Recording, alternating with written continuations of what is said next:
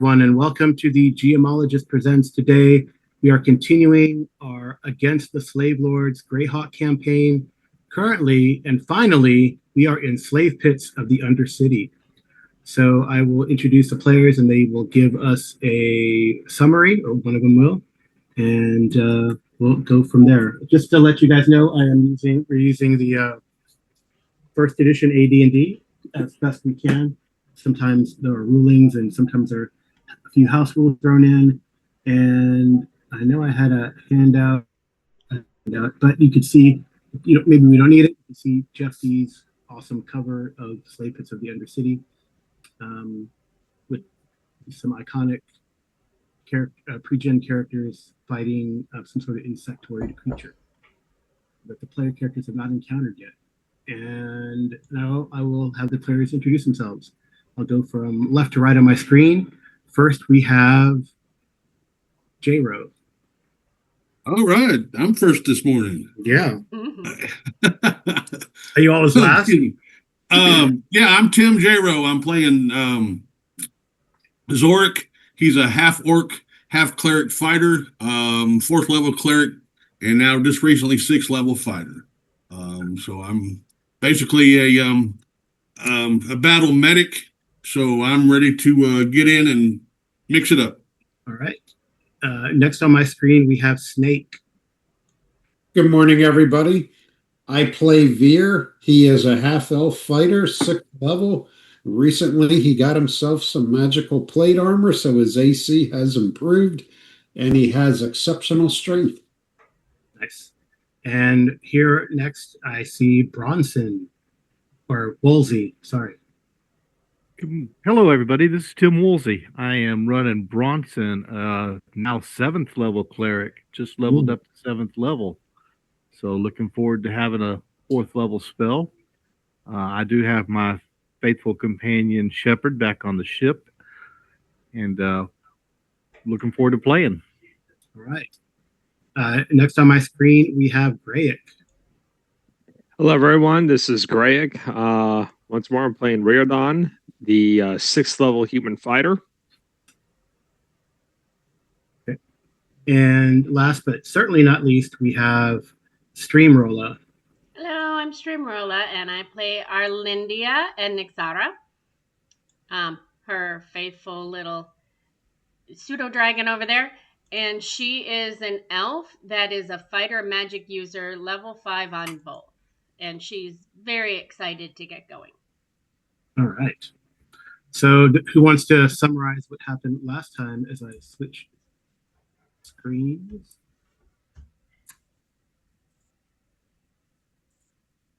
There we go. Alrighty. Here. I mean, I can throw out some details and you guys can fill in what I missed. That would be great. I've slept since then, so I don't remember. So we traveled from Dark Shelf back over to the city. And I'm blanking on the name of the little city that's just outside of the main city where our cave was that we found, that we talked to the priest about. And remember, the priest went with us back to Dark Shelf, so he boarded the boat. We sailed for approximately 12 and a half days to get back over to this little cove. We discussed it on the boat that we thought it would be a better idea for us to go in the area that we're supposed to be taking the slaves out of and go up and around and kind of covertly clean out the sewer system, so that way we could make sure, A, there was a clear path for all of the slaves, but B, we wouldn't be detected by the guards and stuff. Yeah, and they had cleared this out previously here in this little dungeon crawl. Correct. Called Low Down in Highport. So our boat, we docked it in here, so it's actually inside. It can't be seen.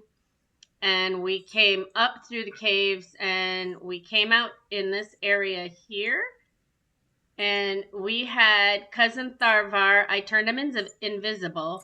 So he found this little entrance off to the side of one of the ledges, and we went in. We saw this area was flipped upside down, and we heard some rumbling noises, but just before we got to that, where this blue X is, we found a door, and we recognize that door is the way into the area that Cousin Tharvar and I were in originally while the slave trading. Not really. It was a secret door. But... Well, it was a secret door, but we realized when we got down there and we were heading out that that's probably where, remember, we stopped because we had triggered some traps. Yeah. And we realized that there were some, for lack of a better term, dungeony caves that they were holding the slaves in, and we went back up to the slave market at that time. So we entered this door. It was some steps up to where Zorik's character and Riordan's character were up here. There was a fighter that we noticed, and she came from basically over on this side and noticed us over here when she got over here. And my character was standing kind of at the top of the stairs, ready to cast sleep. I think it was sleep. No, web. So she interrupted me, so I lost that spell, but that's okay because I had a second spell memorized. And then we fought a little bit. I casted web, so these little ghouls that have X's through them were webbed to the cage doors. And there was a magic user that turned himself invisible, but he's caught in the web, so that was kind of stupid on his behalf. Then there was this merchant over here that was trying to head for the door at 19C that got webbed in there. And then we just had the fighter, and I don't believe the fighter got webbed in. No. I think that's everybody that was webbed in. And then a fight ensued, and there was this particular slave here that grabbed one of the bad guys by his neck and was helping us unalive them, because there's a word I want to use, but I can't. So then afterwards, after we took care of all of that, I threw shocking grasp onto the bars, and then I believe I used burning hands on one of them, and it lit up the whole. No, I think it was the magic user tried to escape, and he used a power from a ring that he had. Oh, and lit it on fire. Yeah. So that was really not smart on his behalf. But anyways, the long and short of it is, we now have the fighter who we recognized as the one that was running the slave auctions in our, shall we say, grasp, because we captured her, and we just need to interrogate her, and the rest of the ones that were there have been unalived. Yep. Actually, Lady Nixara captured her. Well, she stung her and basically temporarily paralyzed her, and that's where she's at right now. She's still a little bit paralyzed. For a while. Right. For quite some time. 4 days. Wow. Yep. Okay. Yeah, that's where we're at. And I think since we haven't ended the day yet, Cousin Tharvar is still over into this side area, invisible, protecting our back entrance, along with Nixara. She went back there to help. Nixara is not invisible, only Cousin Tharvar. Yeah. Did I miss anything? Oh, the ring. We got the ring. Yeah. I'll tell you. Hold on. I wrote it all down so I didn't have to remember. So the warrior had chainmail, a battle axe, a stone on a rope that sparkles. We don't know exactly what that does yet. We know it's magic. The mage had a magical ring and was wearing ornate bracelets. And then each one of the 3 people that we unalived were carrying nice gems, a garnet that was violet, one that was deep blue, one that was golden yellow, that were worth 500 gold each. And we collected 9 total gems worth 4,500 gold. And the merchant had a map that showed the caravan route that they're using. Yep. Okay. Did I miss anything? I hope not. Yep. Right. Yeah, there is the fighter also carried a ring of keys. Okay, I'm Open sorry, I all the forgot that. doors. Yeah, open all the doors. I Oh, think like, there yeah. were. How many of them were there? Oh, and we took all the little baddies that 11, we unalived and 12. locked them in the cages. Yeah, there are 13 of these folks. The 13 human slaves. fighter. I gave him a name. Did we write it down? Her? No, the guy you rescued. This guy. Yes, I just have to find it.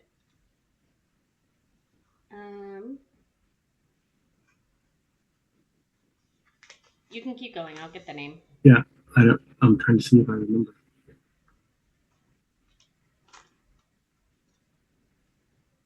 The mage, Grabstone. Those big rooms, 19, those were storerooms. So we fed the prisoners. I think it was. Yeah, from the food. Mm-hmm. I thought it began with a P. No, I thought it was like a simple name. I don't know. I should remember, but oh well. That's okay. Like Jay Rosetta slept. The man that was helping us, his name was Orn, and he took 7 damage. Orn. O-R-M. Orm. He took 7 damage that we healed him from. Up. And we found multiple dry rations and wine in, I think it was either 19B. Yeah. I think it was in 19B. And then he told us that in the caves and in the rest of the tunnels, we're going to come in contact with large insects with wings. And that the insects would like to come and take the slaves and play with them. And he also drew us a map so we'd know where the leader's lair was. Mm-hmm. But his name is Orm. Okay. All right. Yeah. So that's where we're at. If you guys want to take a look at the ring and the stone, I guess you guys can do your D6 rolls. Okay. The spellcasters.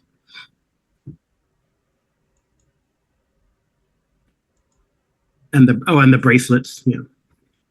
So another D6? Yeah. So 3D6 from Zorik. Apparently I didn't care about the ring I didn't care about the ring, I only cared about the bracelets. Okay. But and then the stone cared about it. The stone too, yeah. All right. So one more roll for Lady Arlindia and 2 more for Zorik to see. Nope. Yeah, you got 1. Unless lower is better. Lower is better. Yeah. So. Then I got 2 lows and 1. So you figure out all. Okay. So the bracelets are bracers that give you the equivalent of. I want to say scale mail.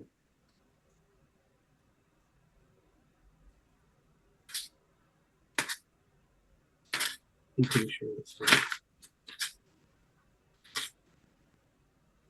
Yeah, no, they give you the equivalent of scale mail. Okay. The bracers, so bracers AC 6, bracers of defense. The ring that it looks like Zorik identified is a ring of shooting stars. What does that do? A lot of fun things. And the stone that it looks like Arlindia identified at the end here is a luck stone. So it gives you it's like a ring of protection or cloak of resistance. Yeah, that's a pretty good item too. I think the ring of shooting stars can only be worn by a magic user. Am I correct? No.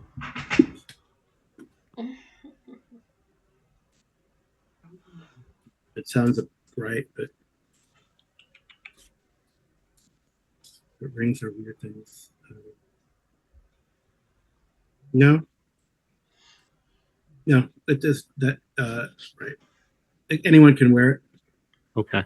It's only the wizardry ring, and then broad staves and wands seem to be more specific. So, ring of shooting stars. It does different things depending if you're above ground or below ground. The luck stone is like a ring of protect, so it gives +1 across the board to saving throws, and then the bracers like AC basically gives you AC 6 without any armor. Okay. I think everyone has magic armor. That I don't know if that would help Thar. I think Tharbar has magic armor already, right? I think we just put Yeah, he him. has leather +1. That's AC 7. Yeah. So that would help him by 1. Yeah. If no one wants it. So, And this is probably a silly question, but if he wears the bracers and his leather armor, does it It's a just better- all equals AC 6? yeah, it And doesn't. if he doesn't have his leather on, it's still AC 6, so it doesn't stack, right? No, it does not stack. Actually, it would be better because he would get bonuses too for having no armor. Yeah, for his sneaking around and stuff. Although I think leather doesn't. Well, leather gives you no minuses, but you actually get bonuses for no armor at all.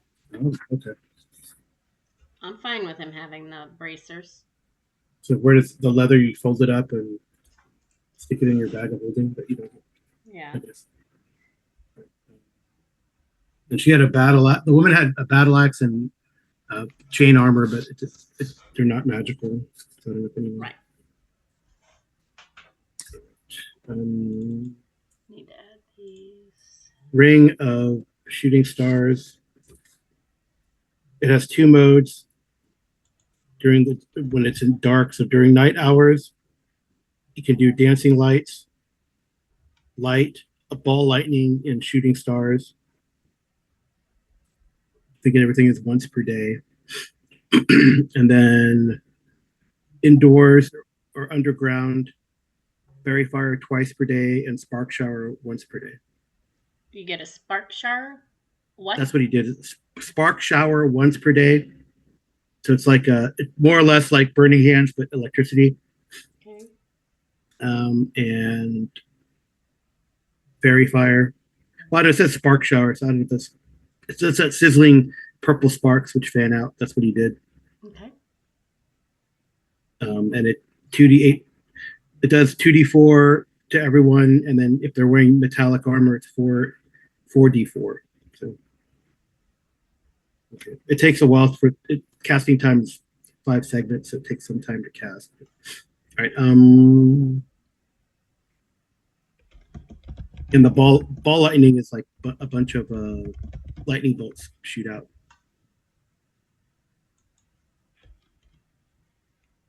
Oh, but it's Arlene, like are you going to wear that?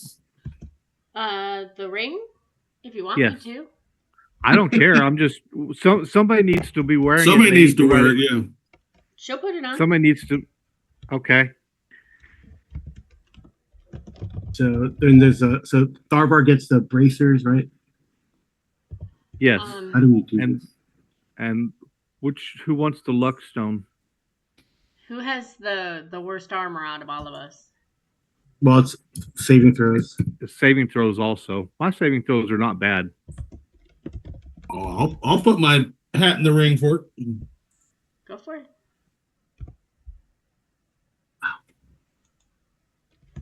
I'm just trying to put on here who has what. Barbar has the bracers.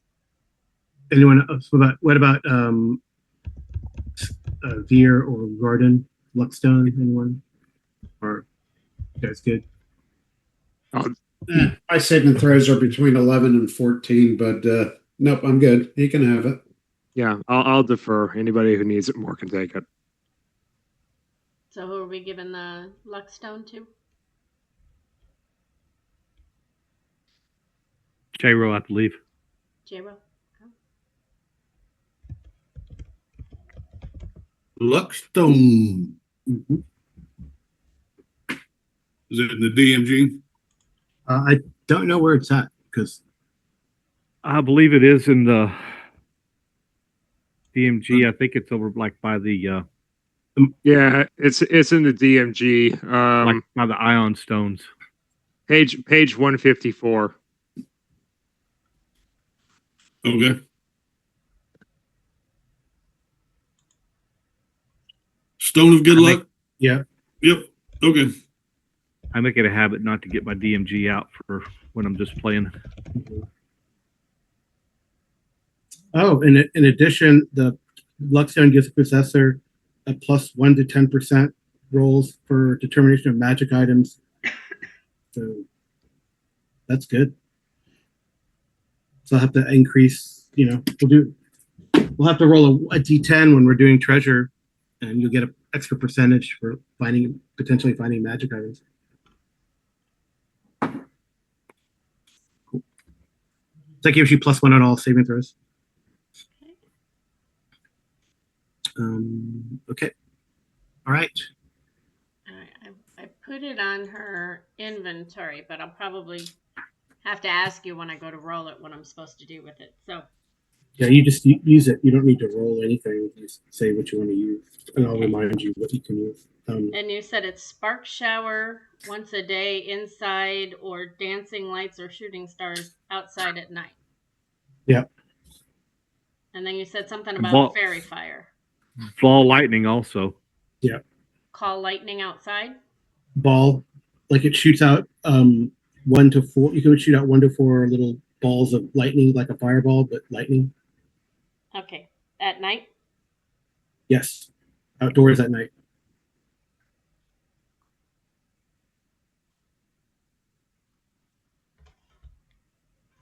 So I could use that to distract people. That'd be funny. Because it doesn't do any damage. It does. It does a lot of damage, actually. If you do like one ball, the ball lightning does a lot of damage. Yeah, it does like 4 to 48. Yeah, it's not a little trinket. Nope. Carl, you might even want to think about like taking a screenshot of the descriptions of these items in the DMG and loading them into Roll20. Okay. Yeah, it's a good idea to do that. We can do that later. Okay. Well, if we do it later, then I'll forget. No, you won't. Okay. Because the nagging wife will remind you. Okay, so you have this prisoner. Yeah. And you have, so she's unconscious, but, So what do I need? What are we wanting to find out from this prisoner? So you have a medallion of ESP, if I recall. Yeah, I know, but I'm just asking my party what I'm wanting to find out from the prisoner. Well, since I wasn't here, Right. Well, this is the fighter who was running the slave auctions earlier when we first came to Highport. So this is presumably a higher ranking person there. She is pretty tough too. So if it weren't for the fact that we kind of one hit knocked out her once the pseudo dragon got in there, she probably would have been a significantly more dangerous combatant. So the thought is she might have some more information on this operation and what we're up against, and probably what's going on with this slaving operation outside of Highport, which Arlindia's bringing up in the chat here. What does the map mean? Who's the leader of the operations? That type of thing. Exactly. So since she's in cataplexy due to the pseudo dragon poison for 4 days, actually she's catatonic there, then I think it's just her muscles won't move. She might actually still be conscious. We might be able to start reading her mind now. Yeah, you could probably read her mind anyway. I thought we stabilized her so that she could talk to us, but she just can't. She can't attack really us. talk. She can't move. She can't talk. So, she's like, who's the most articulate amongst our bunch? Not me. I don't know that Arlindia is the talker. Is that charisma? Yes. It's definitely not Arlindia. I have a negative as well. That's why I'm asking who's the. I have a 9. I have a 9 in charisma.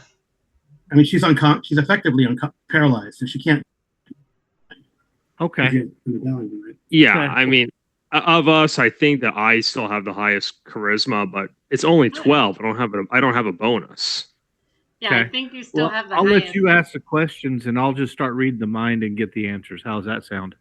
That works good. Well, it's certainly better than mine. They use my face to scare children at night. Yeah, but Snake, now you're a lord, so the women are going to flock to you anyway. Yeah, I guess so. ESP second level magic user still. Spell that we don't.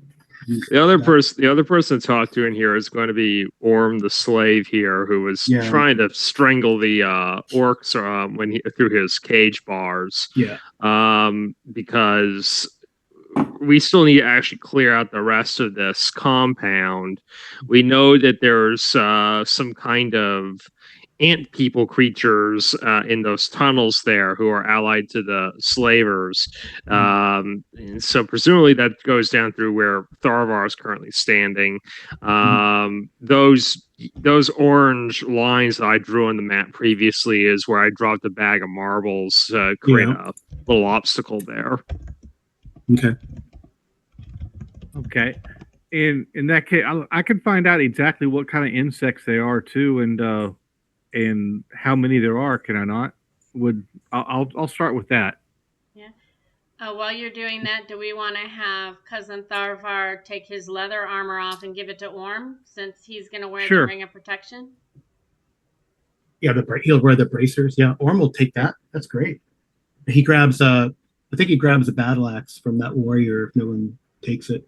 That's totally fine. And if these orcs had a shield, he'll grab that. And he was down 7 hit points, but we did heal him. So. Yeah, he's at 15. He's at 15 right now. 15 out of 20. I don't know if you can see his hit points or not. See his little green line, but I don't see numbers. Did we bind wounds before we healed? You can bind his wounds. He's at 15 out of 20. Yep. Okay. 3. Whoop, whoop. 3 more for him. Nice. All right. He's good. He's ready to kill some slavers. Mm-hmm. And then you have 12 other slaves besides him. Right. So they have to be, I don't know if you want them to wait around or what do you want them to do? Well, I mean, I thought that we were going to I thought the priest was walking with us and we were going to have the priest take them back and load them onto the ships because we didn't want to have to deal with A, taking them with us, or B, having to load them onto the ships. Well, you're going to have to do that. I don't think you have the priest with you. Well, my recollection was that when we departed from Dark Shelf, we've been asked if Mikaro was going to join us because he could get his operation together and get the slaves we're rescuing into the tunnels beneath Highport so that they could then be extracted. So we didn't necessarily have to worry about leaving all these guys here to just be picked back up by whatever reinforcements will eventually come back here, since we're not exactly clearing out the entire city. Right. I mean, all we have to do is tell them to go down the steps and turn and head towards the priest that has the ships there. Right. Well, you guys probably have to escort them. I mean, the sewers aren't. I don't think it will take that long, but yes, we can do that. I think he found it in like 2 turns. Yeah, it doesn't like 20. It's like 20 minutes of going back. I think that's what because someone was really good at navigation. I don't remember who, but Cousin Tharvar. But I thought it was Zoric, but my recommendation then would probably be just to have them hang back here. If they need a helping hand to actually go back into the sewers in case we need Highport, that's fine because that's going to be our method of extraction when we're finished. But my feeling is I want them out of the way if we're going to be cracking a lot more skulls here. Yeah, I mean you could take the. It depends if you want to. If you guys are resting and talking to the prisoner, then Arlindia and Nixara can take them back, get them on the boat, and get back here. That gives you guys time to interrogate the prisoner, rest, do whatever. Okay. So Arlindia by herself then? Because the sewers might you might run into stuff. Arlindia and Nixara and Cousin Tharvar. Okay. Because I mean, if you guys are just hanging out there, Cousin Tharvar and Nixara never saw anyone coming from the area that they're guarding. Yeah. So far. That's true. Right, but I mean, you guys can keep an eye on it. You don't need those guys there to do that. And we're just basically taking them as far as we can and getting the priest's attention, and then they'll go to him. Okay. And then we'll be right back. It shouldn't take us that long. Well, it'll take you 40 minutes round trip, so that's 4 random encounter chances. Well, we probably ought to also go up these stairs 19C and make sure that's not a big wide corridor or big room, because they could just walk into us real easy. Right, but we were waiting until our whole party was ready to do that, because I thought the original plan was to take our prisoner back, put her on the ship because she couldn't run away anyways, and then go up the steps. But she isn't going anywhere. I mean, if we leave her here, I don't think it makes that much of a difference. Or we can leave her tied up in a cell. I mean, yeah, sure. Put her We got the keys. So you want to leave the slaves right here instead of me taking them back? I don't know if we need to split the party at the moment. So let's just. I'm inclined to agree with Zorik, and especially if Carl's noting, if it's going to take you 40 minutes to make a round trip and he's going to make random encounter rolls the whole time, I mean, I understand your logic that we've already cleared it, but it's a game. You could end up with other Greeblies coming up from the depths there, and then if you get attacked, you're alone. We're not able to help you. So let's not split the party. Let's just have our quarry and the slaves that we rescued hunker down, and we'll continue exploring this compound. When we're all done, we'll escort everybody out in force. Okay, so you want to leave most everybody here where the slaves are. They can eat slowly and drink some wine and recover some health, and Orm can protect them while we go forward, or you want to take Orm with?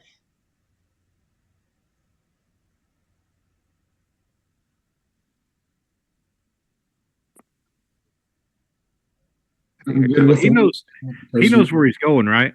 He should. He drew us a map. I think taking him with us is probably the best thing to do. Yeah, that's kind of where we left off last time, actually. We really haven't had an opportunity to ask him too much about what he knows about this place. That's basically where we ended the session last time. Right. He told us about the insects and that they would come and play with the slaves, that he knew where, he knew where the leader's lair was, and then he was drawing us a map. That's where we ended. Okay, yeah. So this is all like, you guys are not really, I mean, you're forming a plan, so I'm not counting time. It's like happening right after, right? You're deciding what to do. You drag so I guess time-wise, you drag the prisoner back to decide what to do. You kind of re-equip, load Orm, give Orm all that stuff. Okay, that's fine. So maybe do we want to gag her so she can't scream? She can't. She's paralyzed. Okay. I mean, it says catalepsy. So she's like unconscious. She's in a state of catalepsy. So she's in a coma. Yeah, for 4 days. For 4 days? Okay. Yeah. So, but I can start reading her mind. So first of all, what does she know what the insects are? What kind of insects they are? Yeah. I'm gonna get a second. Be nice to have an idea what we're going to be fighting eventually.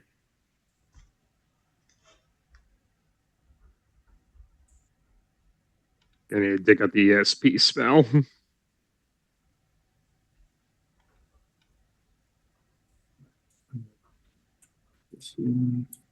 Just to keep track of how many people you're freeing. And so this won't be their hit points. It'll just be how many right you have, because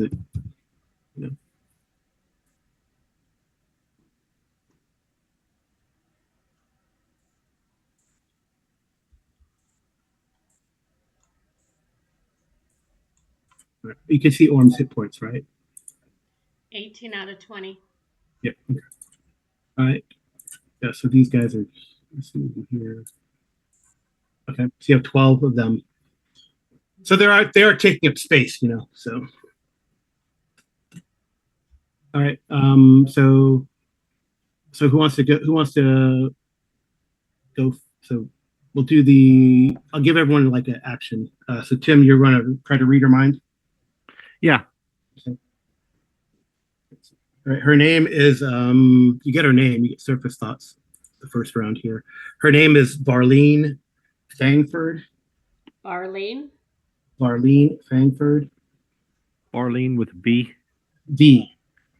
V. V is in Victor. Yeah. Varlene. Okay. Arlene Frankfurt. Okay. And she's kind of pissed off. Right? Too bad she shouldn't have attacked us. I'm curious if she recognizes. And when you ask her that she can hear you. You ask her that question. What was the first question you asked? I'm sorry. I'm going to ask about the insects first. Oh, she calls them. You see the creature in your mind. She calls them aspis.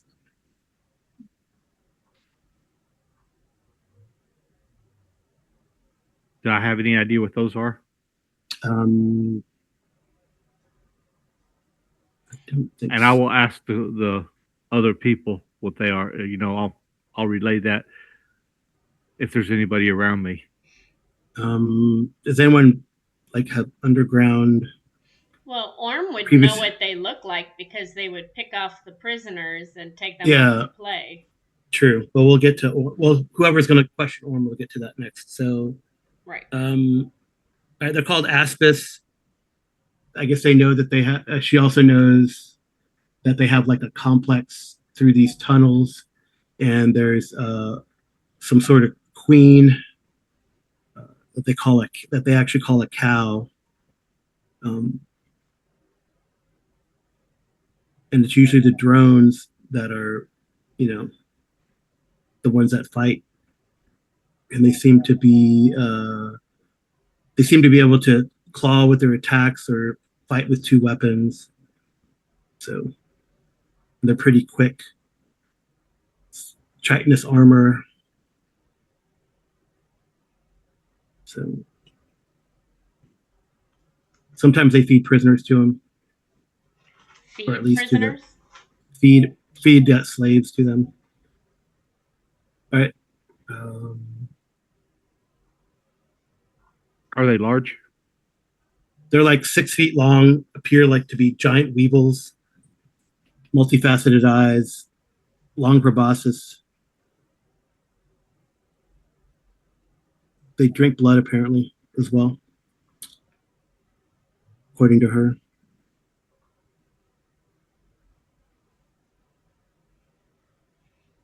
Do they move fast or fly? They don't fly, but they move. They move pretty fast. Is there a number? How many of them? Many.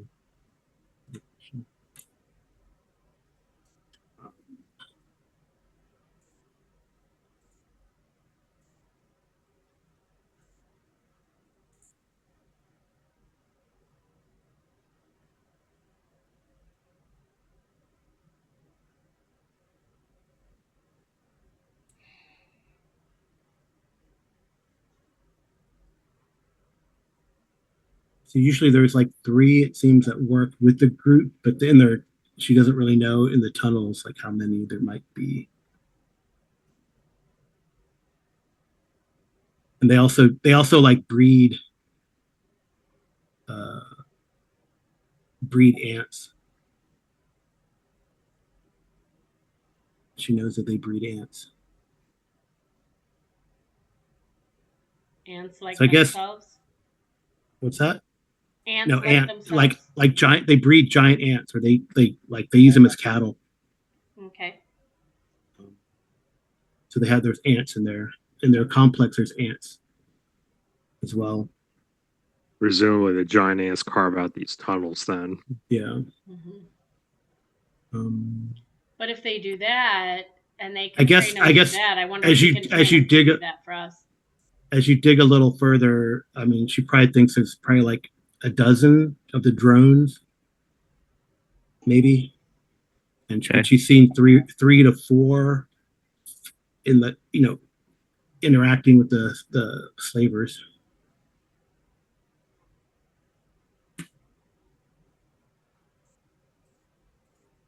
So that's what she knows. All right. Okay, let's ask Orm a question. Or who's talking to Orm then? I mean, I can talk to Worm. Okay. And so you can ask him a couple questions. That's probably like in the span of a minute there, Bronson, that you get that information. Okay. And Arlindia, you can talk to Orm. He can give you about a minute worth of info. Well, I'm assuming he's already given us the map, right? Well, he got the map from the merchant. Right, but he was drawing us a map of. Oh, right. Of like the different tunnels and where they would take him. Yeah. So he knows. So I'm not gonna. So he knows that this area is like there's more sewers going in this area. He said there's like a concealed door behind that pile of rubble, and he says orcs, maybe an ogre or two, are helping down here below, as well as the insect creatures. Orcs. I mean, he did. How many? Behind the door, there's orcs and what? At least he's seen at least 3 ogres, but orcs he doesn't. Doesn't know how many. And then so this, going this way, and then this way, leads to like orcs and stuff. He knows that. He knows that there's like a place where the insect people play with prisoners over here. Mm-hmm. He describes it like like it's a bunch of what do he call those? A bunch of either. Let me see. I don't know what kind of term he'd use for that.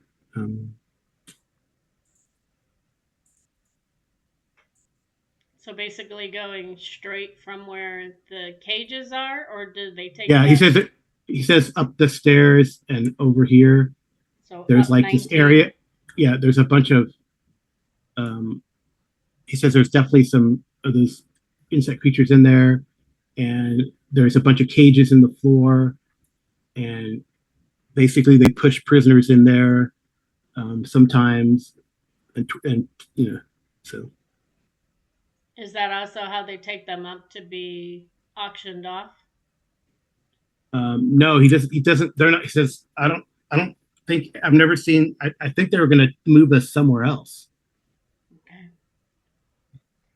Do you remember how you got down here in the first place?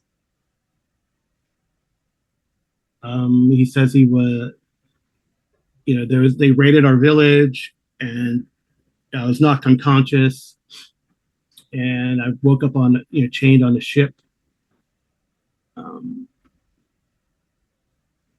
So, and then he remembers like being in and out of consciousness or sleep or something, and then he was up above in the slave auction, and then they took him to like a temple, and then they sorted him out with other slaves, and I guess since he was in good shape and the rest of these were in decent shape, they sent him down here, and presumably they're going to move us. Okay. And some guy named Dirk is the guy who kind of is in control of all this operation. All right. Well, that's about a minute worth of info. So, what do you want to, Veer? What do you want to do? I'm just going to stand guard and make sure. Right here, up here. Yeah, in case anything comes down from that stairs there. Okay. Yeah, you could roll a d6. Okay. 2. Yeah, you hear just like you hear like the sound of like machinery and gears or something. I don't know. Just out of curiosity, Arlindia wants to ask Veer if he wants her to cast web at the base of 19C. You already cast 2 webs. I don't think you can cast again. Yeah, and I don't think that would really work anyway. That would just, it wouldn't, they would be able to see it, so they would just Go not around it. come in. Okay.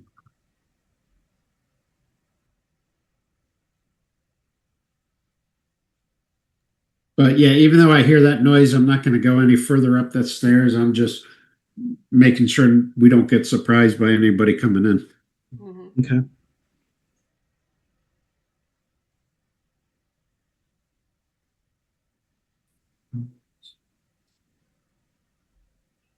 All right, Gordon, what are you going to do? Really, there is too much to do until we're done questioning these people. I think we need to make a decision, though, on whether we're going to assault this cage complex that's past the door up these stairs and deal with this first group of these Aspis creatures, or if we want to try and well, the other 2 options I've seen is that we go down the tunnels where Thorvar is, or we see if we can find a mechanism to open the secret door. I think we do need to check to make sure that nothing comes to us from here, though.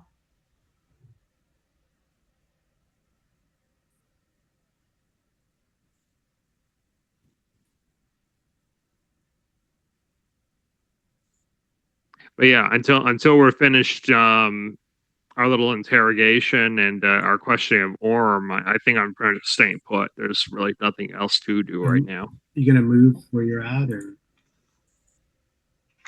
because you're over here? Well, I mean, I can do this. I can move over to where Veer is to Okay. Protect just in case something comes through the door up here. Just out of curiosity, about how long has it been since we found the door and we battled and we're at now? Because I think we only have Tharvar invisible for 5 minutes. Oh, really? I thought it was. No, I think we established that earlier. I think invisibility lasts for a really long time until he does something which dispels it. Oh, okay. I Yeah, had duration written that special. down originally, and I didn't write down what we determined on that. Sorry. Keep going. Until it's broken, really. Okay. Well, he's still invisible. Invisibility lasts until he causes harm. Yeah. Okay.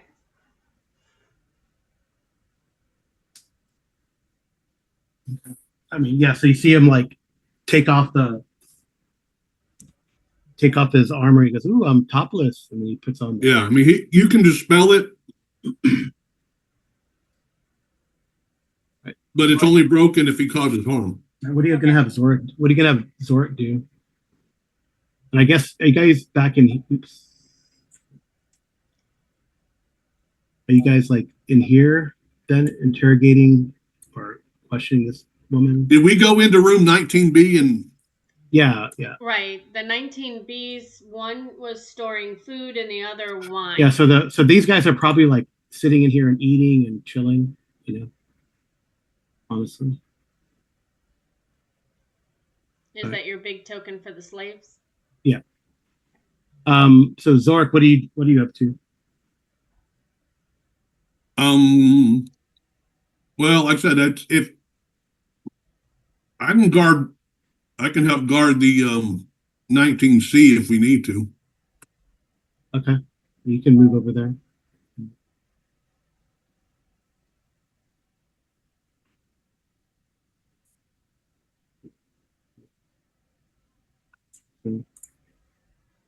I guess Jordan and Zorik, you guys can roll the d6 also.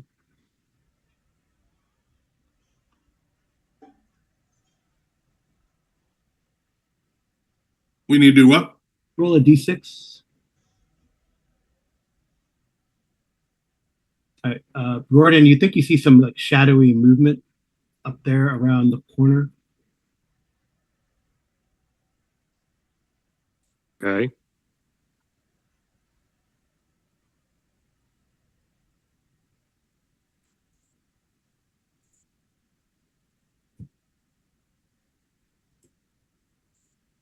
All right. I don't know if you want to do anything. Well, I mean, if they haven't come, if they haven't come around the corner for me to like, shoot them, then I'm just gonna wait. Okay. I mean, I'll knock an arrow. All right.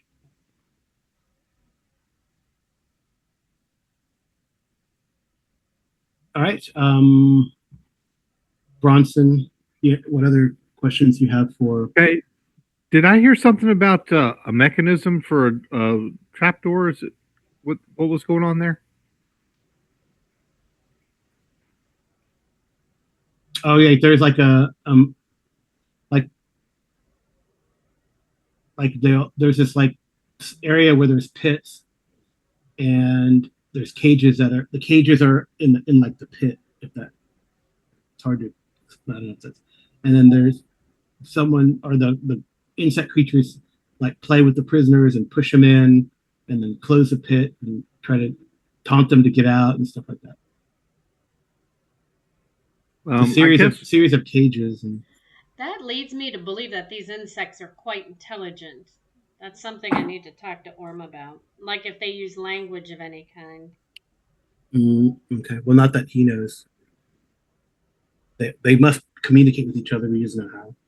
Right, but I think we're back to them mind reading the. Yeah.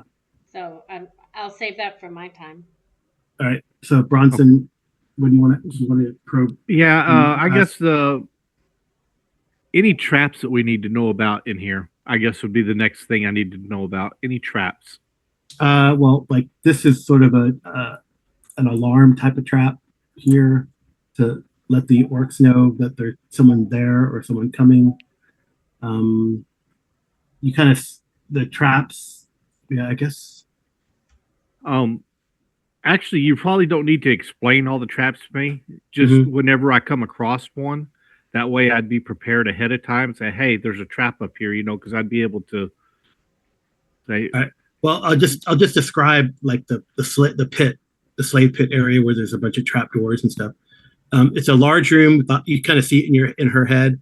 It's a large room and high ceilings. There's 2 pillars, 5 feet in diameter, about 20 feet from ceiling to floor.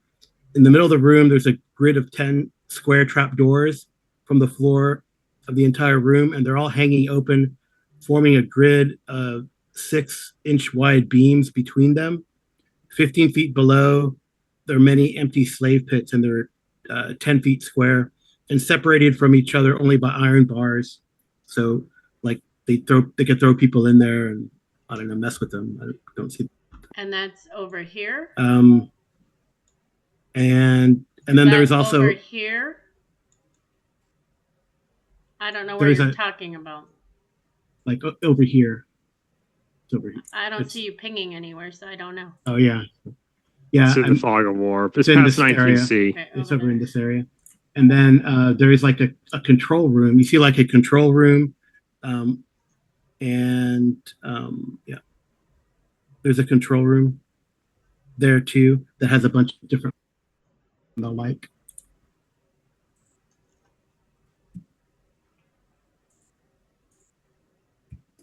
Okay.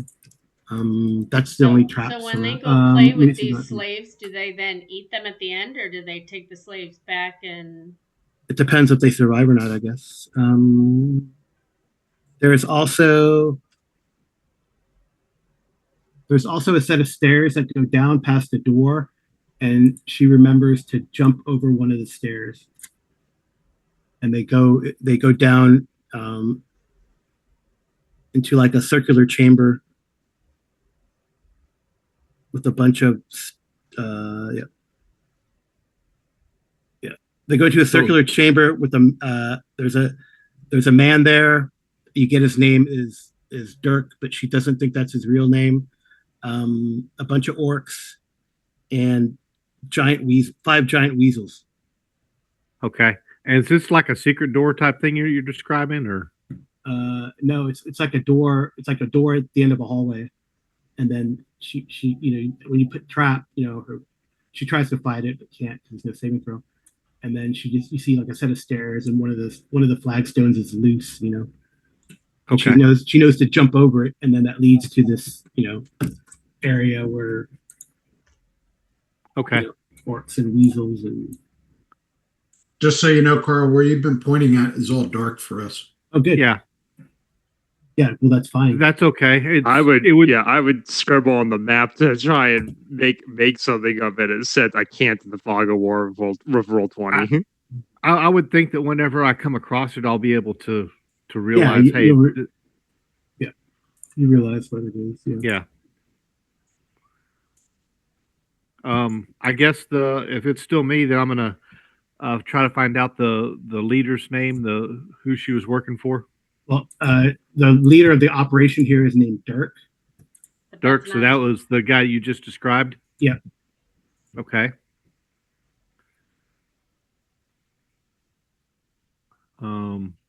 Remember any distinguishing marks on him? Maybe that way we can recognize him. You'll she'll recognize him. She just told me, and whenever I come across Dirk, I'm going to know. He's kind of. I'll be able to recognize his face because I just saw it. Yep. Okay. Well, all the what else do I need? traders are swarmy. Yeah.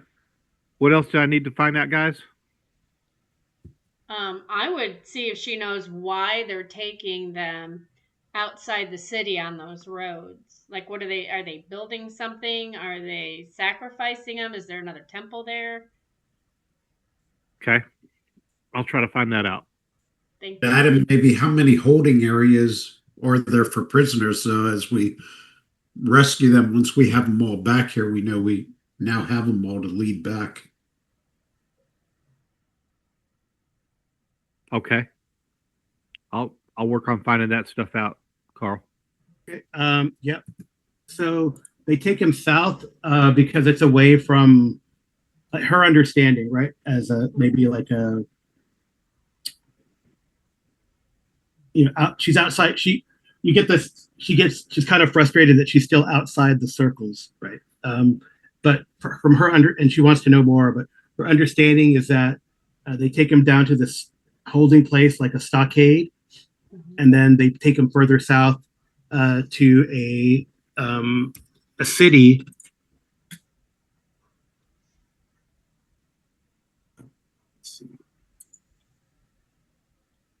called Sunderham. Sunder with an S? Yeah, S Suderham, Suderham.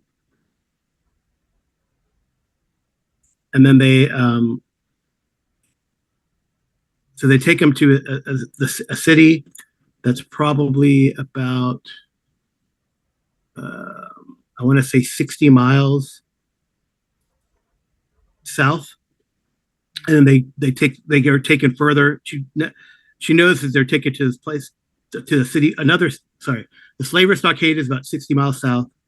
Suderham is further south from that, in the shadow of like a volcano, and she understands that they are moved even further south, just out of sight, out of mind, away from the Sea of Gurnat and Woolly Bay, where they take most of the slaves from, and to points further south, right to the places, to like the where people like the Scarlet Brotherhood have control. So they probably even take him across to Ornwall now, because Ornwall is. So. But they take him south. They take him south effectively, so they can move the slaves further south, as far away as possible from the people that they are, taking them from. So that's her understanding as like a outside the circle, but wants to be part of the circle. And she says, and Dirk is like I think third circle. And she's kind of like, I can't believe that guy's third circle, that kind of stuff. So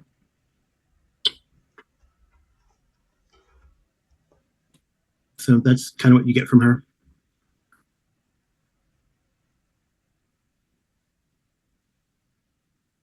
Outer circle. Yeah. So she's upset that she's outer circle.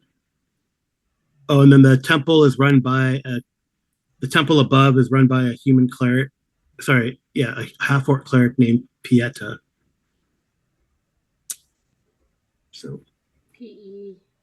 Pieta, but Varlene doesn't trust her. She's not a true worshiper of the elemental, the earth dragon.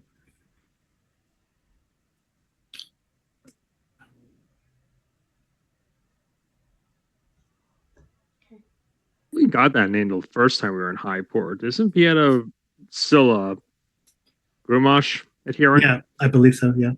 Yep. So above us is the Temple of the Earth Dragon. No. Yes. Temple of the Earth Dragon. Yeah. But they, like in the slave, there was like no, where the slave stockade was. I think it used to be a temple, the old temple of Grumash. Oh, okay. So they converted the. Okay, so Pieta's still kind of leading up this temple that's really kind of turned to a front. This is a slaving compound now. Yeah. Okay. And they question her loyalty. Yeah, and the temple of Grumash has moved. You guys know it's further north and west in the city. Yeah, so this is really more like the former temple of Grumash. Yes, temple of Grumash. They just kind of sort of keep on airs because this is really now a slaving compound. Yeah. And everything would have worked except for you meddling adventures. Right. Anything else you want to know from Orm? Actually, I was just thinking, has she heard of us prior to us coming here? Has she heard of anything going on in Dark Shelf and what's going on with the slave trade being basically taken apart there? I'm just wanting to know if our reputation has started to spread, or if it's being kept secret still. You're asking Orm, or are you asking the lady? I'm asking the lady that. I'm just wanting to make sure that our cover's not been blown at all. Right. Yeah, those are good questions. She said there was. She might recognize Zorik and I, although she might still think that Zorik is Bazali. But we were the two. We were the two at the slave auction, so I think you're absolutely right to try and learn. Has our reputation started to spread? All right. So she says.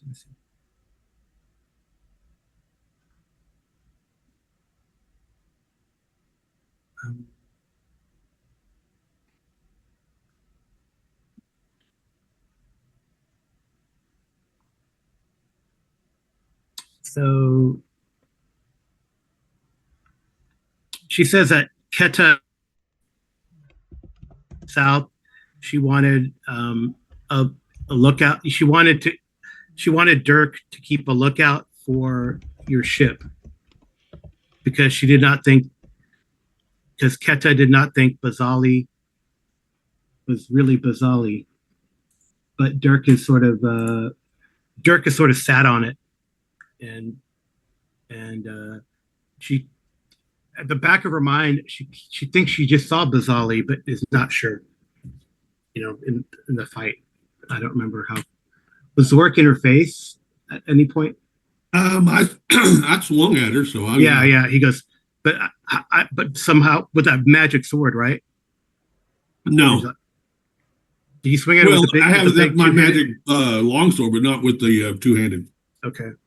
Yeah. So she's like, I think that was, but I can't. She can't be sure that was you because it's kind of dim and dark in here.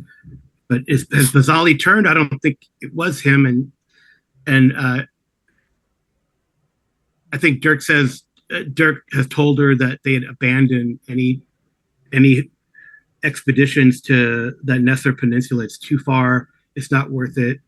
The 9, which you presume is what the inner circle is called, the 9, I thought maybe they would go into have an expedition if it was tenable and they didn't have too many problems. They wanted to take an expedition into the Bright Desert because of the potential treasures that could exist there that could help the cause, but that's what's the potential treasure? Well, there's like ruined cities in the Bright Desert. Okay. So they try to find ancient treasures from a lost civilization that are probably in their mind or in their studies, more powerful. She doesn't have a particular treasure in mind. Just a vague idea there could be something there. Yeah, well, that's what she's like outer circle, right? She's not even,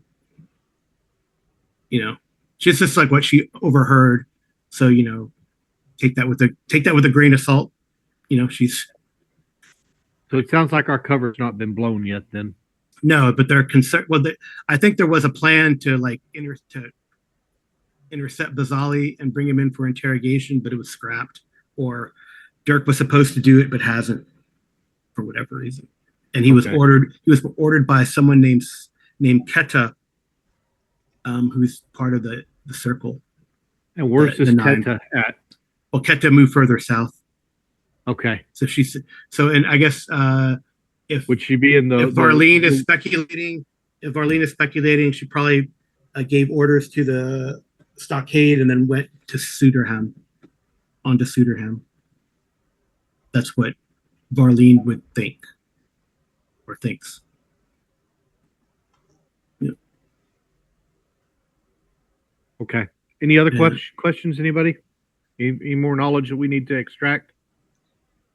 No, but I mean, chances are, if we have other questions, she's not going anywhere. That's true. It won't take us 4 days. Right. Well, we can on the ship. Hopefully, we have some chains, or at least we could use them. You guys have actually there's probably shackles here. This is a slaving compound. There's probably manacles for sure. Yeah, there's manacles and shackles here.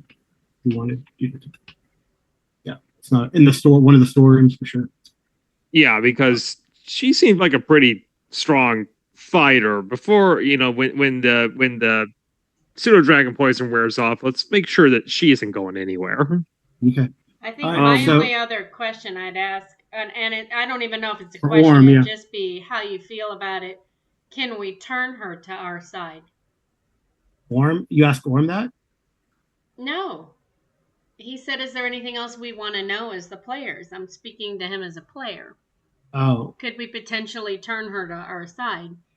Oh, I don't think that'll happen, but how far are we away from? I mean, she's generally frustrated. I mean, she's generally frustrated with her, She's evil, though. Yeah. Oh, yeah. Right? Yeah. She's definitely evil. So yeah, I'm thinking not. How far away are we from Macarius, though? He was like just 20 us, minutes. wasn't he? 20 minutes through the tunnels. Okay. If we had to, I could always send a message for him to come down here and extract her and let him know that, but we don't need to right now. No. Right, you could extract him and then take the slaves over to the ships. Again, it's like 20 minutes through the sewers, which could have stuff crawling around. Yeah, and there's going to be more piles of slaves down here. This wasn't the only holding cell. Right. More than 12 slaves. Which goes back to what we talked about earlier. We should probably clear the compound, then take everybody with us. Yeah. Right. So you guys also realize you're on the bottom level. You came in through the bottom because of your previous action. So there's like a temple complex above, but I guess you get the impression that it's probably like orcs, a few ogres, this priest of Grumash, who's or the priest of the well, that's not true. In Varlene's mind, it's a priest of the Earth Dragon, but Varlene doesn't trust her for loyalty. Right. And you right. guys That goes back to what we learned from the what was it, the salt burners or the flaming eye? How they told us that. I think it was them who told us that. Somebody told us that well, there's Pietro. definitely I mean Here you we are. guys Yeah, the the stone salt burners. They told us that Pietra is actually a spy. That she's I have it written down here. That her loyalties, even though she's supposed to be a follower of the Earth Dragon oh now, nice and she's supposed to be is supposed to be I guess a front at the old Temple Grumash. Her loyalties are actually still the old Orc religion. yeah, I remember there's this religious conflict between converts to the Earth Dragon, led by some other charismatic or half orc leader, and the old ways, right, the Grumash. So there's internal conflict among the orc tribes, thanks to your infiltration via Zorik, right? Yeah, Pieta apparently is still loyal to the old religion, if you will, and she I have written down here that Nabak is the still runs the I guess like the main temple now that's moved further across the city. So presumably they're probably in touch of each other. We don't have that confirmed, but I have it written down here. Pieta is her loyalties are not with the Earth Dragon cult that seems to be the religion of the slavers. All right. Well, we're gonna take a break, but before that happens, Jordan, you see like some movement over here. You take your shot. See like four people with their hands up, kind of come out from over here. Yeah, well, I'm not gonna take a shot until I have visual ID on who I'm shooting. These look like presumably these they are look bedraggled. Yeah, they look bedraggled. Yeah, then I'm not gonna put an arrow through them. If it looked like a 6 foot tall weevil, different story. Yeah. All right, and with that, and one of them says, "They killed Kenny. They killed Kenny," and he points to the to the like this alcove or something. And then we'll stop there and take a 10-minute break or so. Okay. Paused. Okay, we are back. It was a blink of an eye. So these four bedraggled people come out. They point to their right and say that they killed somebody. Again, Kenny, but not spelled Kenney, probably spelled Kene. With a accent, but like the Greyhawk way. All right, so what do you guys want to do? Oh, I thought I was talking to Orm. Well, I mean, you were talking to Orm, but it kind of interrupts. I don't know what else you wanted to ask him. I wanted to know if there's a language or anything that they're using with the insects. How are they communicating? He's like, he doesn't know. They just know. Maybe their leader, maybe Dirk has something, or I don't know. Well, it sounds to me like with this group running out, talking about our dearly departed Kenny here, there's maybe a little bit of a slave escape going on. So my inclination then is to probably move up here to cover them because I'm accepting bad guys to come through the store now. Okay, well, Arlindia will pull her bow and follow suit, and Nixara will stay where she's at. Okay. Yep. In here, where you see a set of stairs going up. Yeah, my token went away. You're underneath Veer. Oh, okay. Sorry. Right. Yeah, and there's a door. I didn't mean anything there at the top. There's a door at the top of the stairs, and this is like it looks like a machine, like a workroom. There's like a lot of machine. That was the noise that you were hearing, Veer, like machines and stuff going on in here.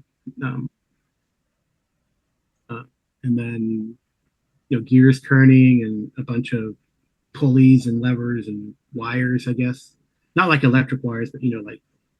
So is that a bigger room then, Carl, or is that No, it's just it's a 10 by 10 alcove that's very crowded. There's a dead body there, as well. A slave body, or yes, a slave body. So I think, and then the guys, they're like, they said it motioned that it would kill us because it heard the commotion, but then it peeked around the corner and I don't know, got scared, killed Kenny, and then ran up the stairs. Right. The insect. Okay, so somebody's going to get help. Yeah, sounds like it. The person's dead. Like, basically looks like he took an axe to the head. Okay. I think the time for actions now, unless we want to see them, group up. So my inclination is to start moving in. Yeah, I'm moving. I agree. I think my turn would only consist of pulling my arrow out, aiming, and getting in place. Yeah, that's fine. So Orm will motion those guys to come back this way, Yeah. So they'll move. And he says he's like, guys, there's food in there, and there's like even hear like the sound of a reunion because some of these guys probably know each other. And they're like, they killed Kenny. Yeah, but shh. That never dies. They need to be quiet. All right. Okay. All right. Well, I guess I'll take point then. I'll move up. Okay. He's going to open the door. Remember, these are like 10 by 10, so you can. That's good. Well, point, Gray, because you got your bow out. I got my shield and sword. That's a good idea. What you can maybe I can sort of stack up here. You can get the door open, and then if we see somebody, I can take a shot. Yeah, you guys can move up and stuff as needed. Okay. All right. Presumably, this is a half square. This is a 5 by 5 then. Yeah. Yeah. Carl, could I have made it to the top of the steps in my turn? Oh yeah. Oh yeah. Okay. For sure. I just don't want to move. I don't want to move further than what I'm allowed to because I was down here. Yeah, you can move to the platform. You guys can move. Bronson, you're going to examine the little room or what? Is it safe to leave Cousin Tharvar and Nixara, or should I ask them to come? I don't know. I mean, Orm gave the impression that this way was like the nest. That way was like the nest of the creatures. And then Orm did, that's right, Tharvar did explore up to like here. Okay. But I mean, is it safe to leave it unguarded? It's up to you guys. I don't know. I'm not going to say anything. I don't think we have very much of a choice. So, we threw the marbles down there to kind of give a little bit more difficulty, but and Orm's no matter where we go, we're going to have an exposed flank. That's my thought, at least. Yeah, and Tharvar, Sar is there, kind of chameleon into the stone, and Tharvar is invisible still, so he did like a backstab if anything. Yeah, or at least, he could. I mean, Nixara can fly really far, and Tharvar is invisible, so he's less likely to get mulched. So he could just like run up to us and scream if somebody comes up against our rear. Yeah. Okay. Then I would say Nixara would come back. Okay. And leave Tharvar there. Well, he's against the wall. I mean, if you wanted, you could send Orm back. Although Orm would rather. Can't we just close the secret? Wasn't that a secret passage? Yeah, that's true. You can close. That's a good point. So you could close the secret passage and have Tharvar join us, right? Yeah. All right. Yeah. Here, I'll just move them. Yeah. Draw that. Cool. Thank you. All right. Let's open the door. All right. Also, Royden, Royden, give me a D6 roll. I'm blowing it up so our viewers have better look. All right. Okay. All right. So you open the door. You still get your shot before initiative. You see an Aspis creature standing there. I guess it's the creature that's from. Do we both get our shot? Or you can't see. No. Okay. But go ahead. You can take your shot, Gordon. All right. Well, I guess it's right in my face here. So, I have to remember how this. I mean, it's not. He's kind of. I would say he's probably like. He's not like in your face. He's probably like at least he's about to hurl an axe. He's got like 4 axes. They have 4 arms. He's got 4 axes. He's about to hurl an axe at you. All right. I'm just trying to remember how to do this wacky unearthed arcana point blank shot thing because presumably he's close enough for that. Oh yeah, he's definitely point blank. Yeah. So what I have written down here. Now, does he get the +3 because he's point blank too, Carl, or is that just my? No, so he gets an extra +1 on top of the. Okay. All right. Well, let me do this. So first of all, attack roll. So he is specialization of long bows, +1 to hit from short range, then another +1 to hit from point blank. Yeah, so it's +2 to hit. Yeah. So, that's a whiff. That's a whiff. Okay. All right. So he tosses his axe then.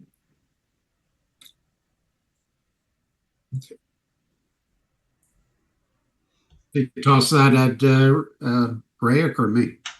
I'm the one that opened the door. That's true. Well, actually, you know what? Bring it on. Try and hit my AC of 1. Don't tempt me. All right, VR, I need you to roll also a d6. Okay.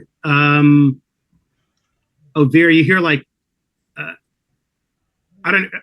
Maybe your half elf hearing catch something, but you almost catch like this thing kind of makes a very high pitched keening sound, and kind of you see like a shadow over here around the corner.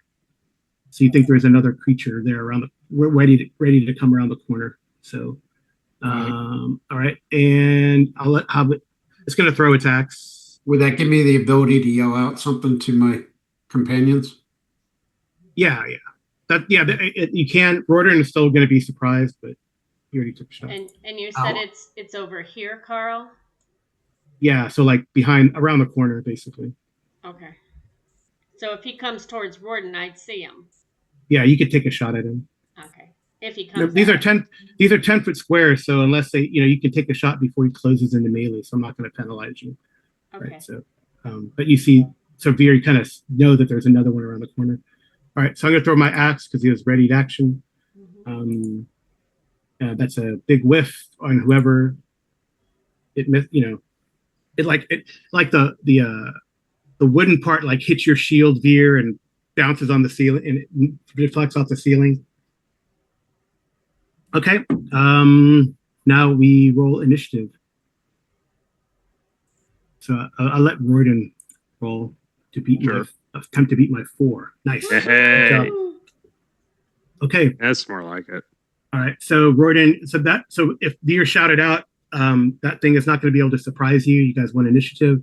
So if you wish, you could drop your bow and engage that one, or whatever, or shoot this guy, and I don't know, let Veer step in front of you and fight the other one.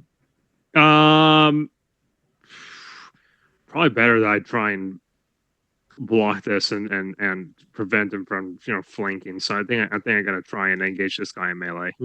Okay.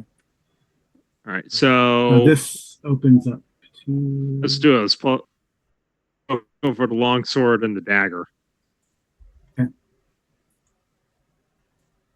Nice. That's a hit for sure. All right, and let's see if I get with the offhand as well. Nice. All right. All right. These are medium-sized creatures? Yes. I mean, they're tall, but they're medium. Yeah. All right, so that's that. And that's, got good hit with the dagger. Is that dagger? No, it's a bone dagger. These aren't reptiles, unfortunately. Yeah, they aren't reptiles. The +1 should be built in. So I rolled a 4 and I got it, and so +1 gets to a 5 with that. Okay, and my 17 there, I rolled an 18 -2 for the offhand, but +1 is a magic. So that's how that worked. Right. Getting some good use out of taking dagger proficiency now. Nice. So Are you they did reptiles? nine total. Are they considered reptiles? No, they're not. They're insects. So, Okay. okay. How intelligent are they? I don't know. They look pretty. They're wielding weapons. So, okay. We'll go Veer next if you wish. Yeah. So I want to like step up to this guy Uh-huh. and swing at him. Yeah. So, Royden, you can see there's guys in there too, and like they're on like the girders, like daring. Yeah, so to make it clear, this is the room from Bronson's vision where these girders are running up and down. Those are the walkways, and then those squares are actually sunken cells that they're keeping slaves in.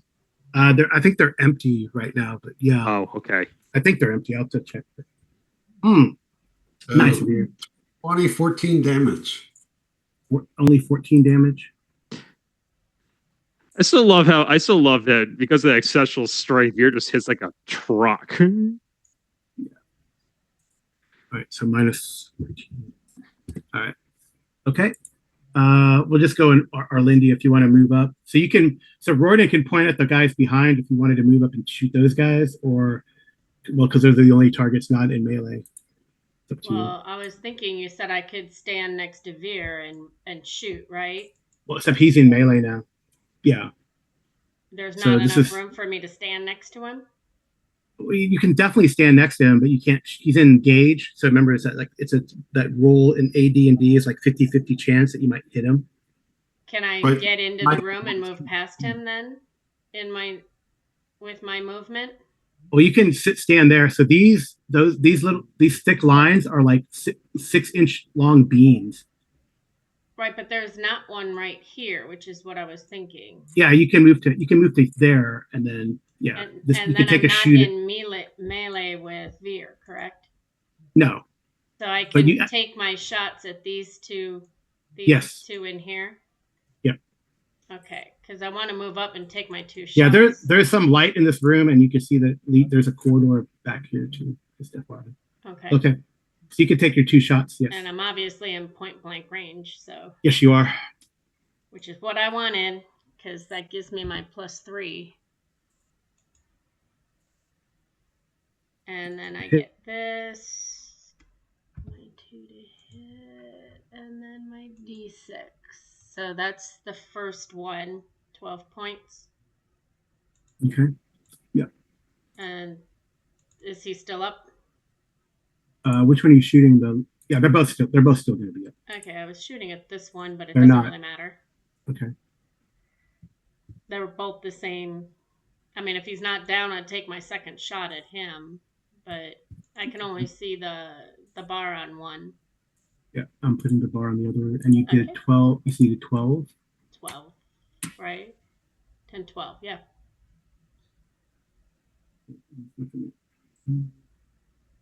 So you have a magical bow. Are you not using the magical arrows? I'm not using the magical arrows. It's still on there. Bow. Yeah, I think the +2 for the magical arrow is still on there. So it's 10 points of damage because unless you're using the magical arrow. I have a whole different thing that I roll when I'm using the magical arrows with the magical bow. Okay. So the magical bow is what's built in. Yeah. Yeah. I have to add extra if I'm using the magical arrows, but I am not. So it should be the 12. Because that extra 4 is the extra D6 I get from my class thing, not from the bow. Okay. So that guy's still alive though. The bow took is a shot. +2 in there. Yeah. Okay. Why is it not coming up? Okay, here we go. Second shot. Yeah, I'm trying. I accidentally unclicked my in use, but that's not true. It is in use. Oh, that doesn't hit, does it? No, unfortunately, it does not. But fortunately, you guys don't have. We're not using the that wonderful table that that J-Ro loves from Hyperborea. So. Right, you love that table, right? Now, Nixara, does she get her turn now? Oh yeah, I guess she would get her turn. Because I just didn't move her token, but I think I would ask her to go after this one. Okay. And I roll what, a d20 for her, or Yeah, roll a d20. And she has a +4. D20 plus. Oh, that's a hit. That's a hit. So now, wait, I have to pull up her thing because it tells me what I'm supposed to do. Sorry, I forgot to pull hers up earlier. It says she's supposed to get a +2, but I didn't add the +2. So the damage is 1 to 3. And it says if I hit, the creature struck must save versus poison or go into a state of being catatonic, which lasts 1 to 6 days. Yeah, so they go in a and coma. they also appear dead and have only a 25% chance of dying from it. All right. It goes catatonic and falls into the pit. Like Nixara can see that it was holding on to like the railing there, but of course when it goes into a coma, it releases and it falls into the pit. So roll me a 2d6. Oh, to see how long it lasts? No, to see how much damage it takes from falling 20 feet. Or is it 10 feet? I don't know. Do you remember? I didn't roll very well. What? I don't remember if I said 10 feet or 20 feet before. You said 10 foot. All right, so just a d6. That's okay.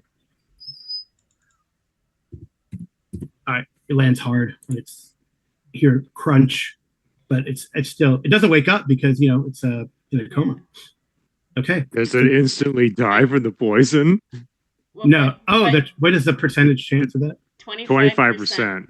Oh, that's right. But Nixara was over here. She wouldn't have dropped down to the pit. No, I know. She's flying. Yeah. Oh no. Is it higher or lower? I don't know. It'd be lower. 25%. It'd be lower probably. All right. So it doesn't die from the poison, but it's out. Nice. All right, Zorik. Yeah, I'm moving up. Yeah, you can easily move up, and you can either attack the one that Veer is attacking, or the one that Royden. You can get 2-on-1 in either case. Probably go with the one that Royden's attacking because there's 2 up on the Veer's attacking. So no, well, Arlindia's firing at the ones at the. Yeah, but I'm just saying there's 2 there. Gotcha. So I'm going to go 2 below. Okay, gotcha. Okay, and I gotta. Yeah, you guys, you don't have to. It's 10 feet, so you're good. I think it's 10 feet, or is it 5 feet? I don't know. Okay.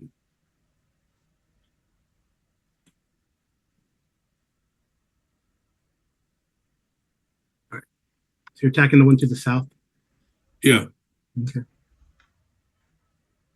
This one, I think, right? 12. Look at you go. It's a hit. It's nice to be higher level where you can actually hit, in the mid teens. Okay, so that you said that hit? That's a hit. Are you using the big one? No, just the longsword. Okay. 5 points. Okay. All right. Nice. Okay, Bronson. Yeah, I moved up. I don't think I can move up past that, really, can I? Well, what's your move? It's 12, but is there room for me to move up past that? Yeah, you can move into the room with Veer. Veer's got that guy up against the. It's a 15-foot room, so you can easily. Okay, well, where Arlindia was, I wasn't sure if I'd be able to move in. You know what I mean? He's in a room. I'm down a corridor, heading to the next room. Okay. Yeah, I don't know. Arlindia's probably. I mean, you could. Yeah, if you wanted to get next to Arlindia and shoot like a missile, you could do that too. No, I don't want to do that. I want to use my flail. Oh, that's probably best to get into the room where Veer is, and he's in in a room with a bunch of levers, like that you saw in your vision, and he's fighting against. No, this down here. Down here, other room. Okay. Yeah, I can't position myself in. Yeah, I got you. Okay. Hold We know down you're there. Alt. We know you're there. We know. Okay. There you go. I think if there's a bigger fight, I'm gonna make a separate map area because it's kind of tight. Okay, but this is okay. Okay, go ahead. Attack with your flail against that guy. Okay. Let's see here.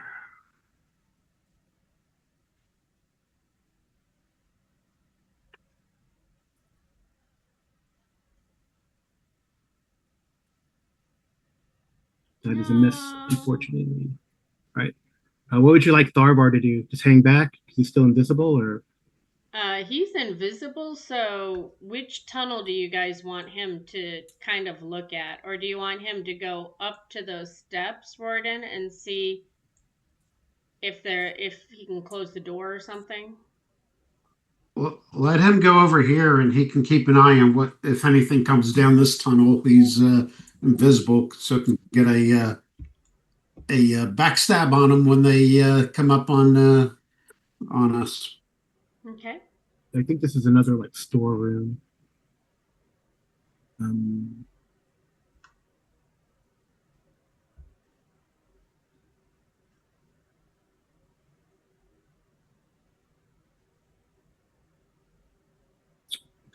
All right. That's fine. Yeah. Or do you want him down like past? Oh, he'd have to go past that creature. I mean, he's already moved up there to take a look at the fine. storeroom, so I think he's committed. Yeah, I think there's actually. I thought that was just a corridor, but if it's a room, he can hang out in there for now. Oh, I think. I guess according to my little, it's a little confusing. All right. I think he's definitely more useful still staying invisible rather than breaking it to get a backstab attack, because having him as an advanced scout's really nice. Yeah. I think this is what I think I am misreading this on the 2-dimensional. So this goes all the way through, and underneath the stairs or the platform that Arlindia is on. Right, this goes all the way through to here. It looks like so that I think that's blocked. Is that blocked off?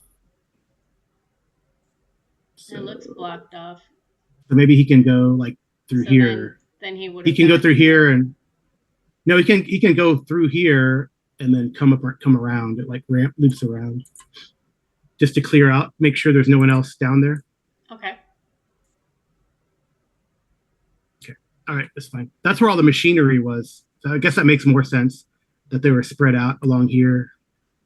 Right. Down. So like down here. So like through here. Well, that diagram would suggest that there's two levels here. This is where it gets difficult, multi-level maps when you're on a flat plane. But it would suggest that I'm like on this kind of walkway parapet thing here, fighting this aspis, and there's one that's so down the stairs, and this is the area with the sunken cells. Oh yeah. I see what you're saying. That's fine. Okay. Yeah. The room that Veer and one of the aspects are fighting in, I think, is actually inside this little archway, doorway type thing here. No. That's this right here. That little square right there. Oh, okay. Now I get it. Okay. Yeah. Oh, I see. Yeah, because this is the doorway. This open area. Yeah. Mm-hmm. Yeah, I'm up here, and they're here, right on top. They're above Cousin Tharvar right now. Yeah. Okay. So Tharvar is just going around there to make sure it's clear. Right. I guess he's reconning. Yeah. Okay. Orm's going to attack that aspis that Veer and Bronson are on. He misses. I'm out of practice. Okay. Now it's their turn to attack. This guy sleeps. This one here is going to toss an axe at, or a couple axes actually, at Arlindia. Wow. My one AC hit. is minus. I know. One misses by a lot, and I rolled a natural 20 on the other one. So one hit. It just loves to roll. It just loves to roll natural 20s on Amy for some reason. Why does it say that I have 29 hit points out of 7? I don't know. You have one. You'd only take one. I think the 7 used to be for Bufu, so that should be whatever your hit points are /12 for his. But he has his own token, so you don't need that. Anyway, so you only take one. You only take 1 point of damage. Oh, that's fine. I just was like, I don't understand why it says this. Okay. All right, Royden, this guy. I was just pulling it up so that I could put the damage on there. Okay, the best I hit is AC 6. Nope. Is that right? No, that's AC 0. Sorry, AC Oh, you hit 0. You hit Yeah. AC 0? Yeah, AC 0 and then an AC 3. All right, the AC 0 one will hit me. All right, so I hit you for 1 point of damage. And then the other guy is attacking. Well, I think the most dangerous one is Veer. He hit him twice, so attack him. Bang. 1 hit for sure. For 2 points of damage. You're not very powerful. To see if I can target my thing. No, that's sorry. Maybe if you could do it on the. Yeah, I got it. Okay. All right. So little scratches. All right. Initiative time. So whoever wants to roll initiative. Who do you want to roll? Roden rolled last time. I got a 5. So I roll 6. I mean, I'll roll, but be prepared to not win initiative, guys. Oh, nice. Oh, all right. They got it. Good, because my roll sucked. So we'll take Veer. All right, Veer, go for it. It's a favored round. Woohoo! All right, so 2 attacks on him. Yep. Lord Veer. I should be Sir Veer, right? Sir Veer. That sounds funny. Sir Veer sounds like Serville. Like Sir. Anyways. Bad dad joke. I'll stop. He's still alive. Yep, and the second attack. I don't think he's alive now. It is unalive. Is that a nat 20? No. No. It's unalive. And if I 19. Can I move along these beams? No, you're in like a room. You're like in a room with a bunch of levers, so you have to move out. You have to move out and, Well, in that work case, to where Arlindia is. Is there room to move down by Riordan? No, Zorik is there. Okay, then since it's so crowded, I guess I'll just hang there for the moment. Okay. All right, who wants to Riordan and Zorik, or do you want Arlindia to go? Yeah, let me make my attacks. All right, that's a whiff at the longsword. And at the dagger. Is it a favored round for him too? It doesn't apply to him. I don't have multiple attacks yet. Oh, okay. All right, Zorik, it's your turn. Yeah, and this is, since I specialize, I get 2 attacks with a longsword this time. Yes, you do. Okay. Hit.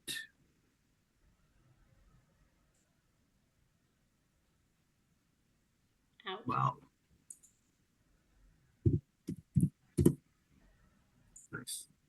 And second. Oh, yeah. Nice. So it's double damage for you guys. So we'll roll again. Oh, he's done. I think he's a bit unalived. Just a bit. Yep. Take him out. Nice work. All right. Arlindia or Bronson? Can let Bronson Is go. that one still up in my room, or No, where he's I'm done. at? He's done. He's done. Okay. I think the only one that's up is the one I'm fighting. The other one is in the pit, paralyzed.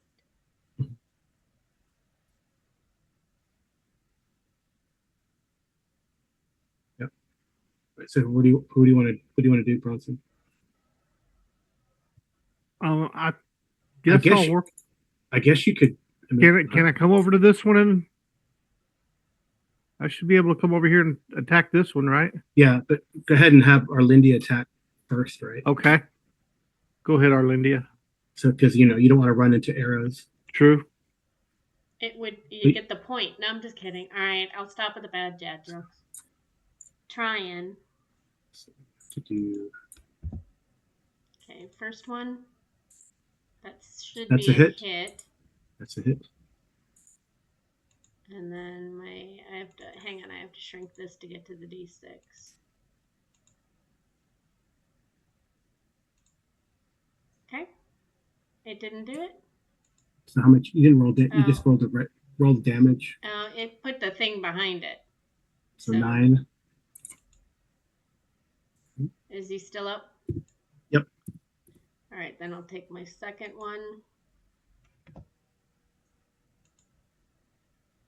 Does 10 hit? 10 is a miss. Okay. All right, so Bronson, you're gonna see our Lindy shooting. Wait, No, Nixara, I'm gonna come. though. Do what? Nixara will wait until Bronson gets in there to take her attack then. Okay, yeah. Okay. So it takes you 34 feet or so to get there, which is probably enough, right? Okay, you're running on those beams, just FYI. It's okay to move across them. You know, it's a minute.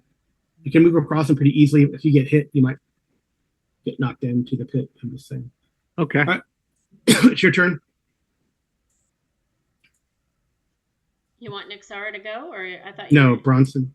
I'm just moving things around. That's a hit.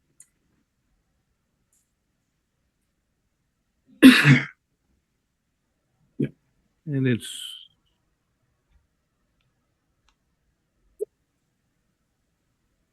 5 points. All right. So Nixara.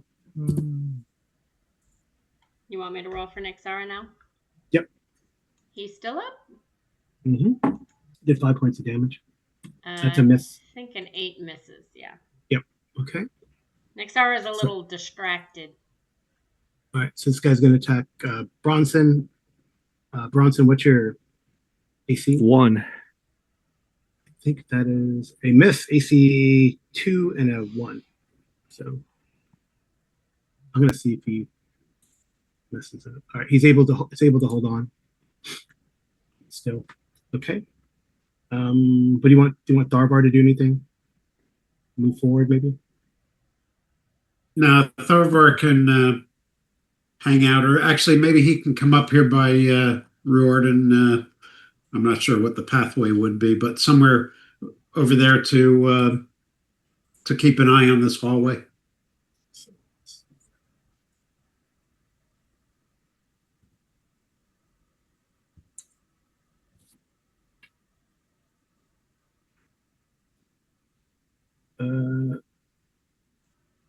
He can move 12, right? Now that he's unarmored. Yeah.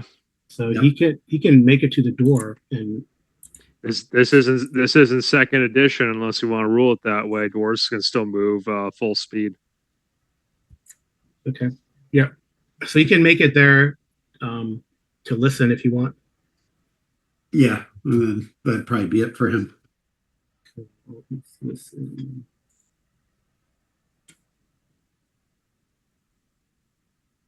I think does he have hear noise? He should. I mean, it comes with all thieves. What's his level? Yeah, I mean, I have it. Oh yeah, he does. Okay. I mean, it's not very good, but That was worth a try. yeah. Yeah. Nope. No. He's like, I don't hear anything. No, I'm just kidding. He doesn't yell that out. He's smart enough not to yell that out. Okay. Oh, Tharvar. Mm-hmm. Okay. All right. New round. Who wants to? I guess have Bronson roll initiative since he's in the. Oh, Orm's gonna. I think Orm would probably go and be behind Morden because he's kind of buddies with cousin Tharvar right now. I'd assume. I think he's gonna go up. All right, well, move him wherever you unless want. Unless you stop him, Gordon. No. Okay.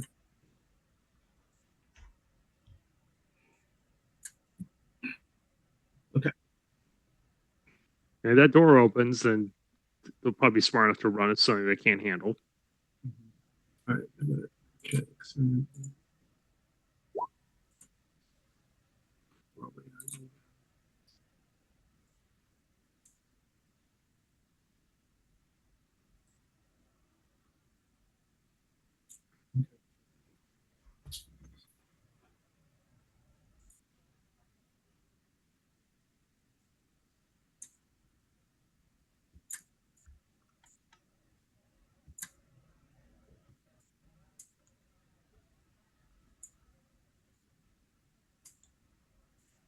I'll probably have to. Okay, that's fine. Okay. My turn to roll initiative. These insects don't emit magical powers, do they? No. Okay, because I was going to say, if so, Bronson would have a 25% increase in his ability to not take it. All right. It's attacking Bronson. Obviously, it's a miss. And AC. That's AC 3. I have AC 1. All right, it misses you. So you guys go. Bronson and Nixara. Nixara will wait for Bronson to go first. All right, and then like Veer, if you wanted to move, you could move like to like here, right? Well, I think we need to decide: are we going right or are we going left? So north or south next? I think north first. Find out what this is. At least get an idea before we go through another door. Okay.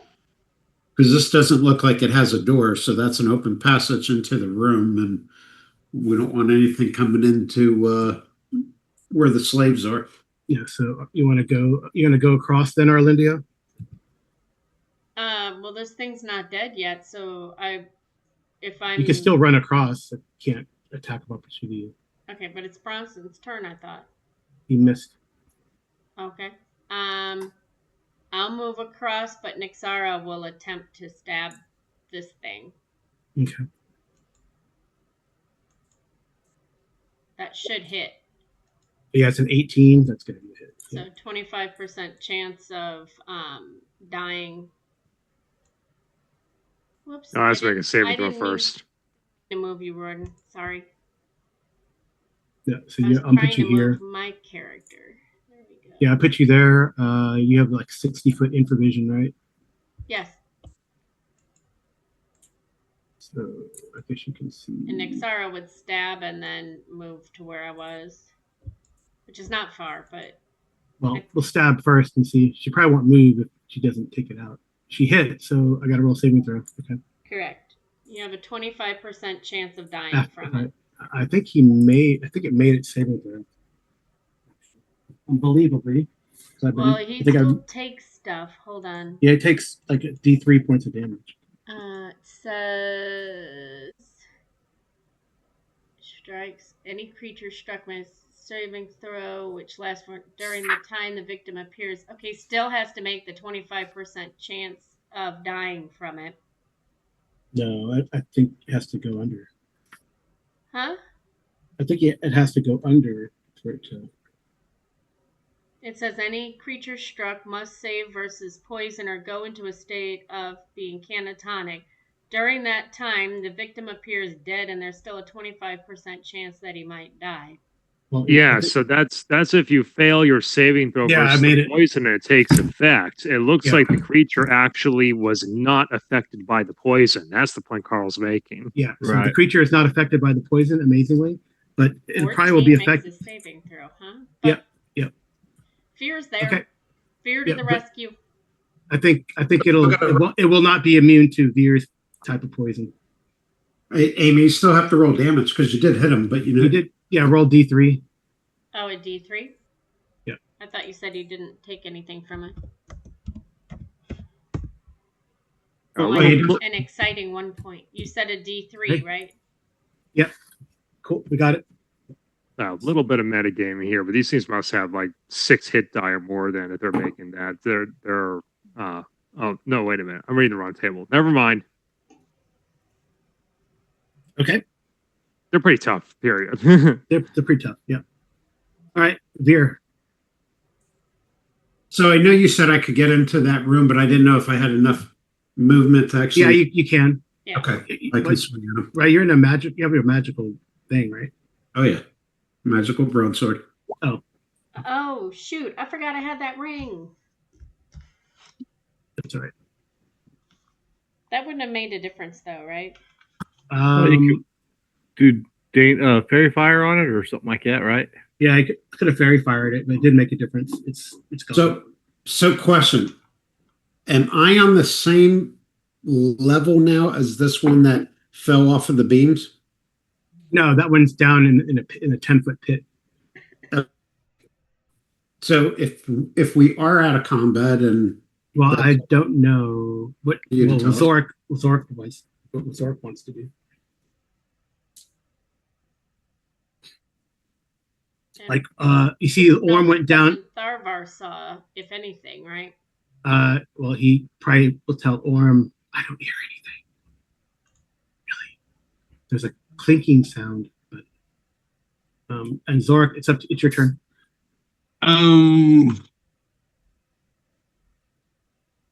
Are they going into another room up top?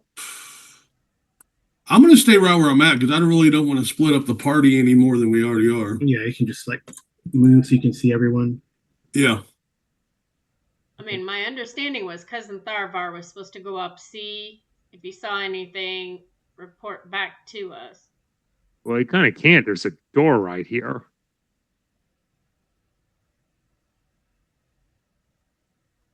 So he tried listening at it. He doesn't hear anything, apparently. Right. Just clicking, I thought he said.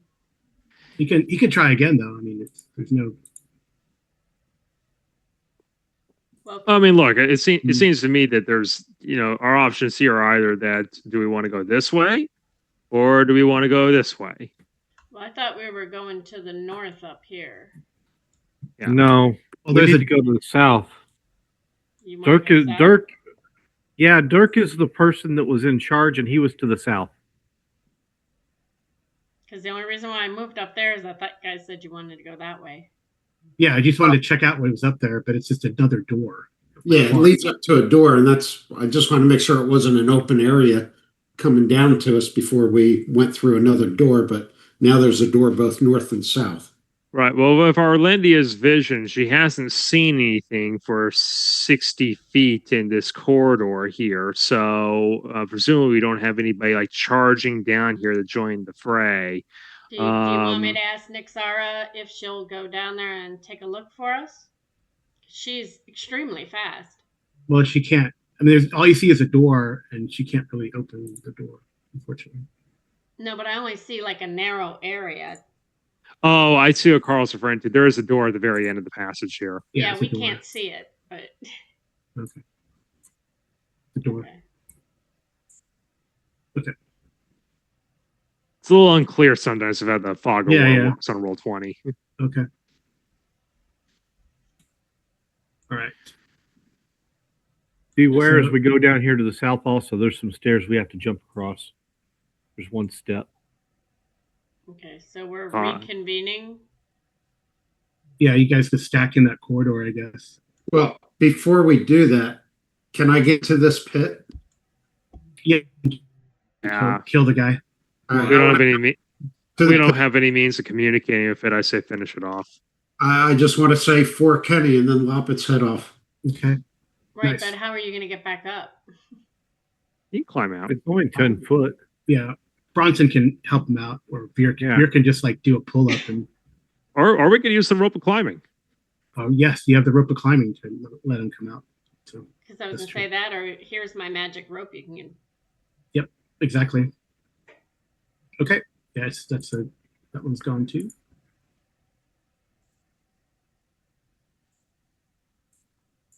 Okay. It's a weird idea, but can we clean out their bodies and use their bodies like as a... That's gross. Well, they're Sophont, even though they're evil, they're Sophont, so it's probably kind of taboo in a way. We're not going to eat lizards, or not lizards. I'm not eating them. I was trying to use their stuff as like a disguise. That's all. No, they have like guys ourselves as insects. I'm reminded of when we played. I remember when we played Dwellers of the Forbidden City. I used that bugbear as Erzod's shield before using the wand of fire to blow up more of them in their room. Yeah, they have like two shields and two axes or whatever, So I mean, in theory, sure, you could. I think, well, unless they're too heavy to move, I mean, I think you could probably hold one up in front of you as you open this door. Probably there's one very here. hard to. It'd just be very hard to move around this passage, I think. You can. While you're down there, this one's there. This one's while here. you were down there, finishing that one off, I guess search the body just to make sure there's nothing on it. But I don't think they have any. It doesn't I seem don't like they think have anything do on either, it. So okay. Yeah, I mean, You just said shields and axes, right? But yeah, they have shields and axes if you want to grab an axe or a shield or something. well, Orm, we definitely want to give a shield to because he only picked up one axe. Yeah, he has a battle axe. Have a shield, but maybe bring the other axes and shields back for the prisoners to make use of, so they have a means of defending themselves. Yeah, you could stack them. And We could just call back to them and tell them they can come get the stuff that's these guys cleared. will help. These guys will help grab all that stuff and start at least having shields and a weapon. You know. Yeah. Okay. All right. What are we gonna do about the door? Two options I see would. Is the door locked? That's a good question. Isn't that yes. kind of cousin Tharvar's thing? Is he was supposed to go up and listen and see? He can't hear anything, but you know, Bronson's convinced that this is like the leader's area. Can cousin Tharvar? He can't hear anything, but presumably they didn't hear anything either. So. But can cousin Tharvar try and listen again and check to see if it's unlocked? He did kind of listen. I did like 4 rolls accidentally. He can't hear anything. But he can try to unlock it if you want him to. Yes. I think we would all gather in the hallway in that way. I'm assuming we're all there. Just haven't moved my token because it's too cluttered. Yeah. I'm going to make a separate map. So. All right. Is I think hang back then and probably Veer and I maybe take point. I guess the question is going to be this: when Tharvar unlocks the door, do we want to have him try and take a peek in his invisibility, or do we just want to, kick the door in and go in there like we're the SWAT team? Well, I would think we'd have cousin Tharvar check the lock and then move behind us because we don't want him losing his invisibility. Right. Well, that's the thing. We'll have him unlock it, but the question is going to be: do we have him advance in there to take a peek, or do we just charge in there and start chopping heads if there's guys in there? I have a suggestion. Uh-huh. He could unlock the door, sanctuary on myself. I could go in there, and if I'm not attacked, then I could walk in there and start just kind of reading this guy's mind. If he doesn't see anybody, because sanctuary, he's not going to attack. They won't attack you. They notice you, but they'll notice me, but they won't attack me. And I could just see what he tries to do at that point in time. Try to get this guy to interrogate him as well, because going up the food chain a little bit. You're not a magic user at all, are you, Bronson? No, I'm a cleric. So they will have a saving throw to try and ignore the sanctuary effect. Yeah, they do get a correctly. Yeah, they do get a saving throw. I was just asking because I was wondering if I should hand you the ring to put on so you could use fairy fire or something while you're in there. Oh, that's fine. Yeah. But no, because once he attacks, once I do an aggressive movement, do something, then yeah, my sanctuary would go away. All right. So I rolled a couple times for Tharvar to hear. He doesn't hear anything, and then you guys said open the locks. So Veer, you hear like the very quiet, audible click of the lock, and Tharvar says, "I got it. Where do those stairs that we're standing on go? Do they go down to the right and to the left as well? Which ones? The ones he's standing on. They look like steps that go down. Oh, do you want him to take a peek and look in, or what do you want to do? No, just unlock the door, but he needs to let us by. Yeah. Oh, that's not a problem. That's not. You can always move through somebody's space. You're a friendly space. Okay. All right. So if you could pause it for a second, because I have to make the new map. Because if not, it's going to be a giant mess. All righty, we're paused. Okay, and we are ready to go. I guess you're going to cast Sanctuary. Yeah, before I cast Sanctuary, I'm actually going to cast Protection from Evil, 10-foot radius. Okay. On myself, and then I will cast Sanctuary, and then go in. Dog is now stepping on my books. Mm-hmm. No stepping on books, dog. Do you want Nixara to come up and sit on your shoulder? That way, if they cast anything magical, you have a 25% greater chance to resist it.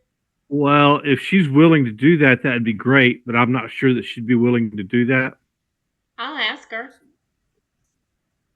And she could be invisible as well.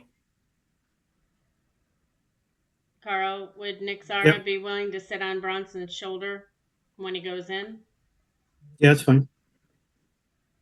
She's game. She's going to show you her pretty necklace when she gets there. Okay.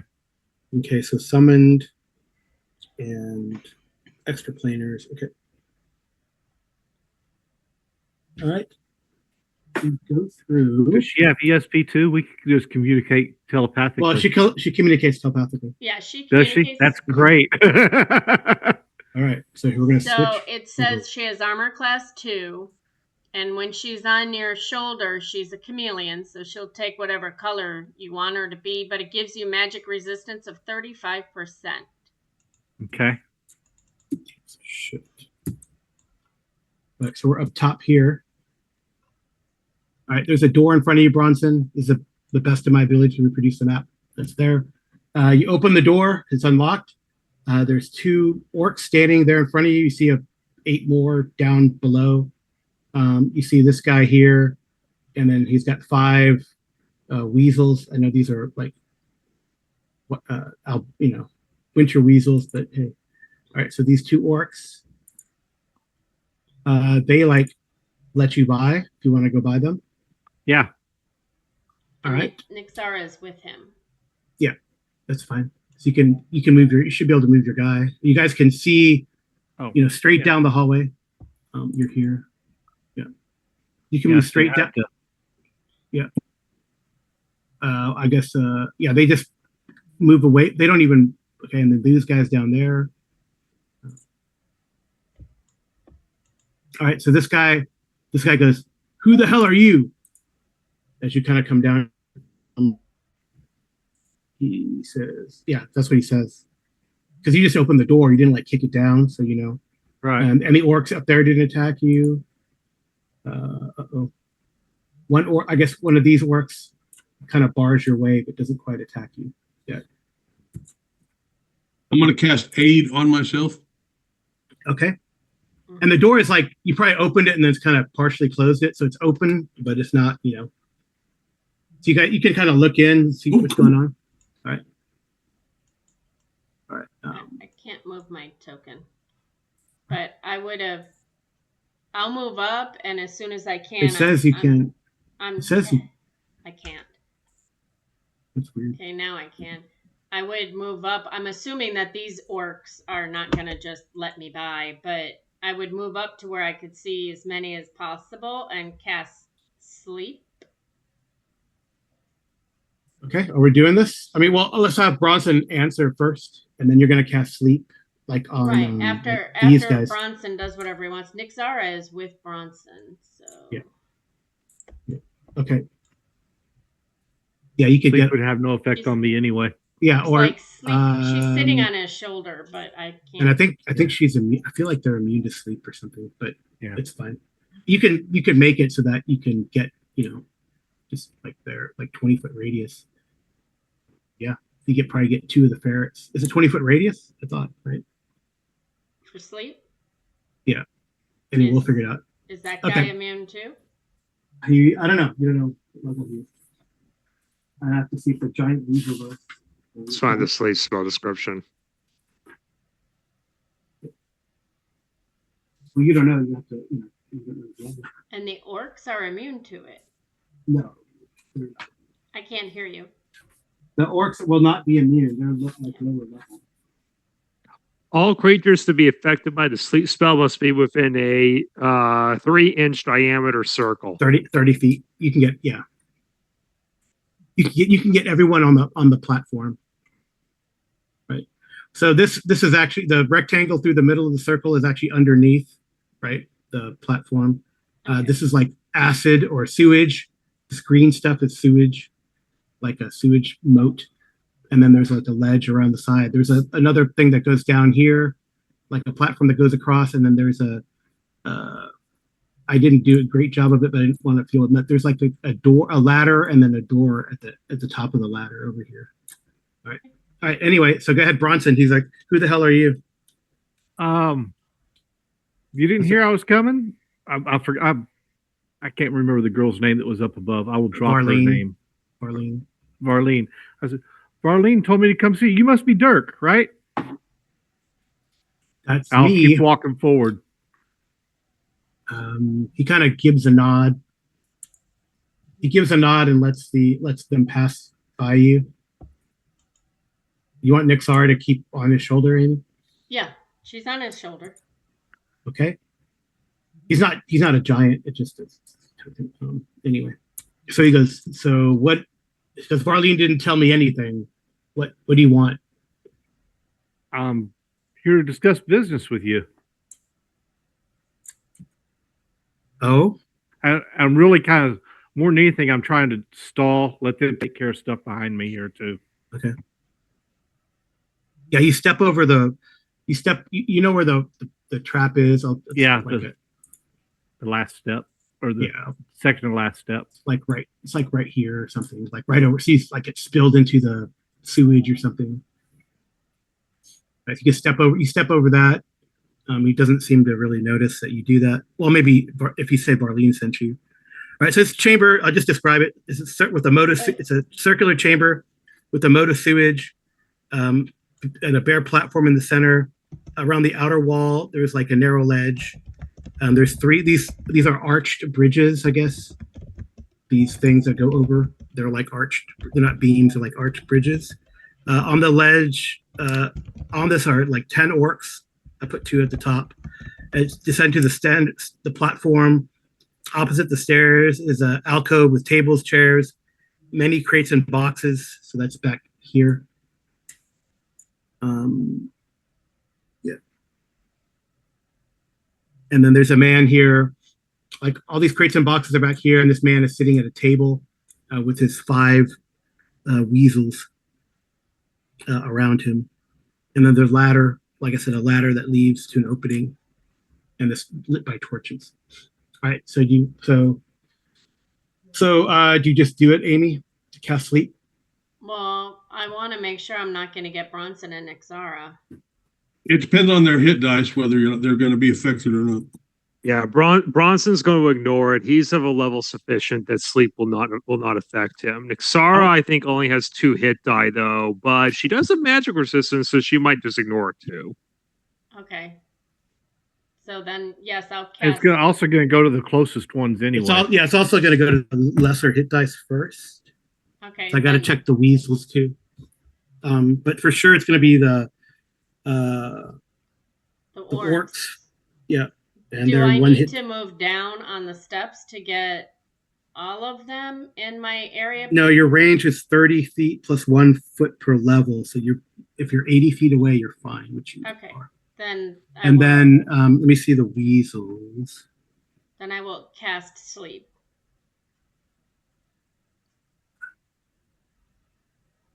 The weasels, yeah, it'll be them. Yeah, okay. Oh yeah, there might be spillover. Okay, so roll 4d4, Amy. Me? Yeah. What? Did you say yes? Yes. 4d4 for what? Yeah. To see how many orcs you get. 9. 1, 2, 3, 4, 5, 6, 7, 8. All right, so you get all 8 orcs. I'll just put a blue dot.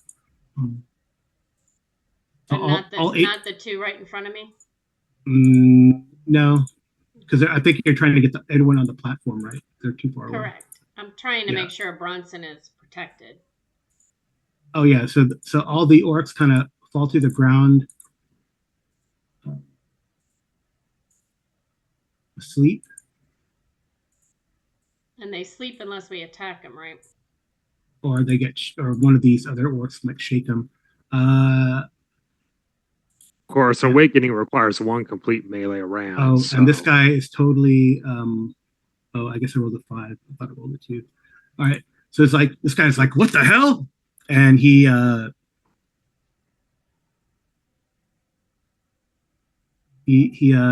says, "Sick 'em, boys!" And the weasels are going to attack Bronson. I didn't get any of the weasels.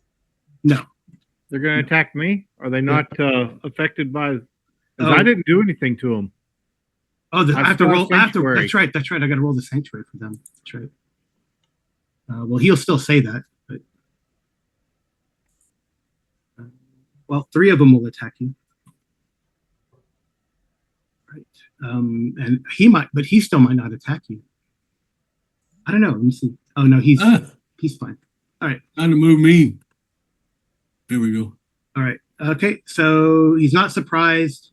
So now we got to roll initiative. You see, like 2 of them, maybe the 2 closest. This one and this one just kind of lay there, and the other 3 kind of bar their teeth. Who? We Bronson. don't see you pinging anything. Oh yeah. So down here, this guy here, and this guy here just kind of sit there, Bronson. But these other 3 in the back look like they bar their teeth. And then this guy he draws a sword. Yep. Okay. But we'll roll initiative now. Right. Okay. So who wants to roll initiative? I've been rolling really sucky, so whoever. Yeah, I rolled really bad whenever I was in there. I got a 5. Someone beat my 5. I mean, Tim, you got the luck thing. me? No. I said, Tim, J-Ro, Oh yeah. you got the luck stone. 4. Do I get a plus on that? No. No. Okay. So this guy's gonna let his weasels go. Well, let me ask you this: since Nixara is sitting on Bronson's shoulder, they're coming into her area. Does she get an attack opportunity? No, but she can attack after, and she's in the air, so they're probably gonna attack. She's on his shoulder. Yeah, I guess Arlindia and Jordan can, if they have arrows knocked, they can. Well, Arlindia probably doesn't. She just casts sleep. I cast. Jordan, sleep. Jordan, if you have an arrow knocked, you can take a shot. I have a question before you go further. Are these considered summoned animals or monsters? No, they are not. Okay. Natural beings. Yeah. Okay. You still get a +2 on your. They're not even evil. I don't think. No, they're not Dirk evil. himself is probably evil, but Dirk is evil. Most animals are just neutral. So, Gordon, you can take a shot if you would like. Is it Bronson that has speak to animals? I don't know. He has to cast it. Who has speak to animals? You could speak to them and ask them not to attack. All right. Anyway, Gordon, if you'd like to take a shot. I don't know, but did he on his saving throw? Did you roll that at a -2 also for the sanctuary?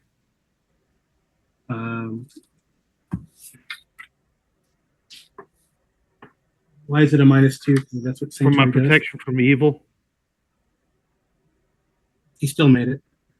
Okay.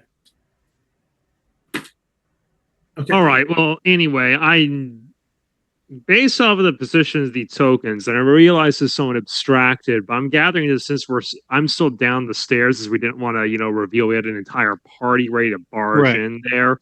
I'm probably gonna only shoot these 2 orcs, but we gotta get them out of the way anyway. So I'm gonna take my shot. And but technically, Zork's probably not there, though he might be. Yeah, I gathered as much. Probably there at the door. Okay. Yeah, go ahead. All right. No, not like. Wait. Yeah, like I'm just gonna do it this way. You get your first shot, and then they go.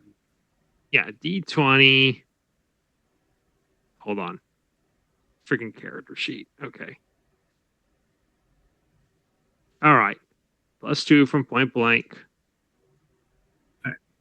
All right. Now, point blank damage. 2d6 +3.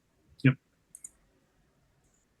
I'm sure that works. Actually, 2d6 +3 +1 for the magic bow.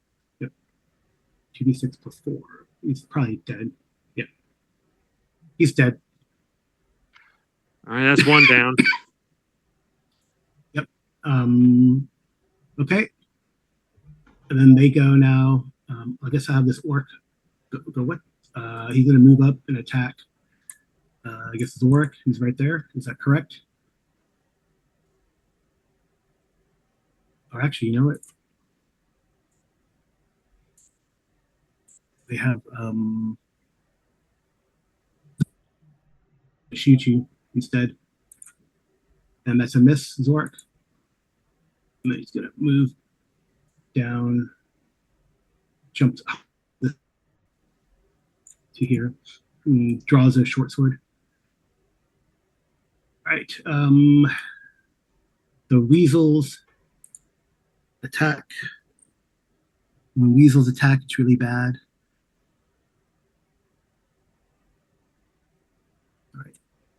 Are they magical at all? No, you have a +2 to your ace. No, they're not evil, right? These guys aren't evil. Dirk is.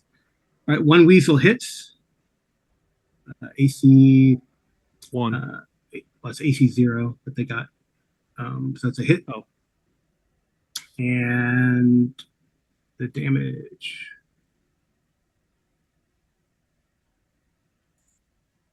Is 5 points of damage, and it's attached to you. Because weasels are weird. Okay. But only one attack. Yep, and then this guy. They kind of work like Scourges. I remember this. Yeah, and then him. I think he's gonna not attack, and pulls out a potion, drinks it, and disappears. All right. Okay. But that's magical, right? Would Nixara see him do that? Could she attack? Nixara might see him. That's true. I think it's worth noting that the way that magic resistance is supposed to work is that if you're the target of an offensive spell, then you roll to see if you just resist it, and if you get underneath that percentage resistance, the spell doesn't do anything to you. No, it doesn't work like an. I read it, and it's like they ignore magical effects. Oh, really? Yeah. So I rolled a 20 and a 12, but the 20 would take the first one, so Nixara can see him still. Oh, interesting. Okay. Yeah. So can she go stab him then on her turn? I think we're all done. Yeah, she can on her turn, yes. But let's okay. Do you want her to go on Bronson's turn or still... Yeah, that's fine. Yeah, Bronson, you can go. I'll let you go first. I'm going to cast Meld into Stone. Ooh. With that one that's attached to me, and I think that's going to end up fucking him or messing him up. Pardon me. It's okay. All right, yeah, what is it? So Meld into Stone. Yes.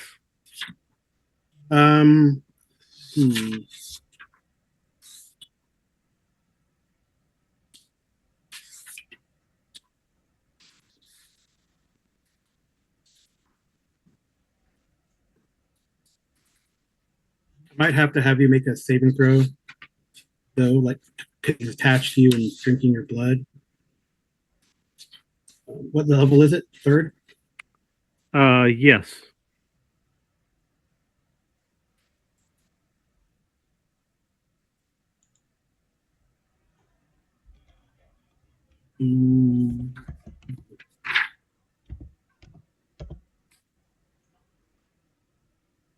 Oh, is it like the jury's not?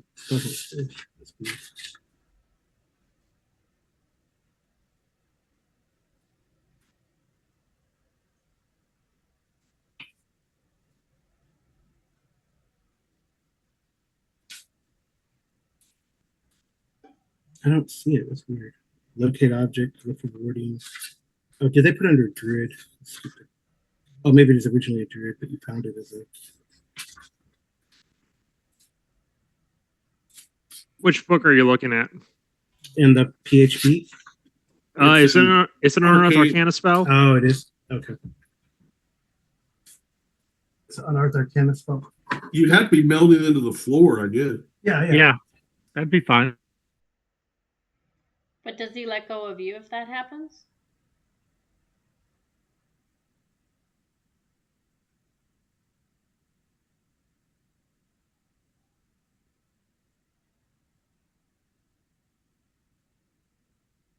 Oh yeah, there are.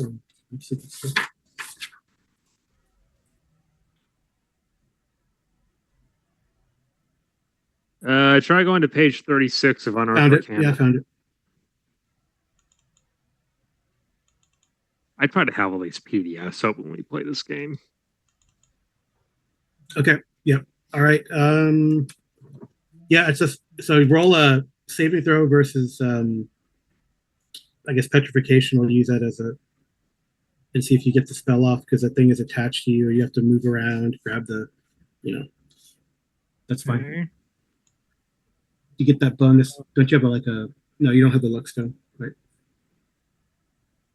So you just need a 7 or better, I think, or something like that. So saving throw versus petrification. With concentration. Yeah, I tried to just click on petrification. It didn't work. Okay. So I guess I'll just roll d20. Okay. Oh, yeah, there it is. Oh, nice.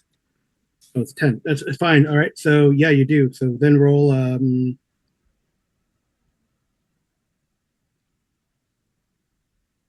don't know why it was 11 out of 10. It should have been out of 7. You're correct. So, anyway. Anyway, you made it. Yeah. Okay, so you sink into the floor. You do, or the weasel does? I do. Well, he does. And so the weasel either is going to detach or. Yeah. All right. Barely injured, I would imagine. He gets a saving throw, which it makes. But it'll take half damage. So roll 4d8 to take half of that. 13. All right.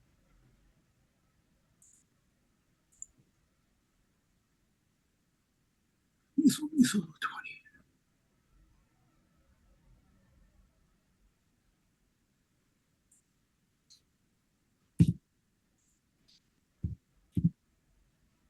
Okay, who's next?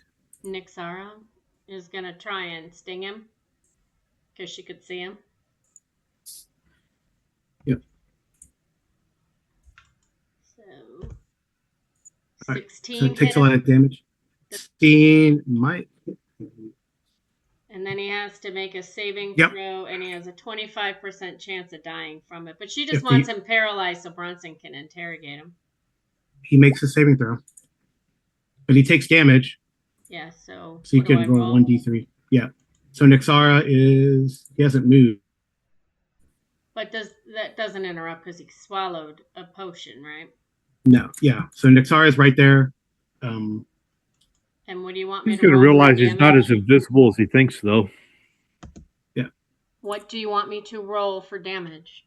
D3. 1d3 or multiple? Yes. 1d3. 3 points. That's pretty good.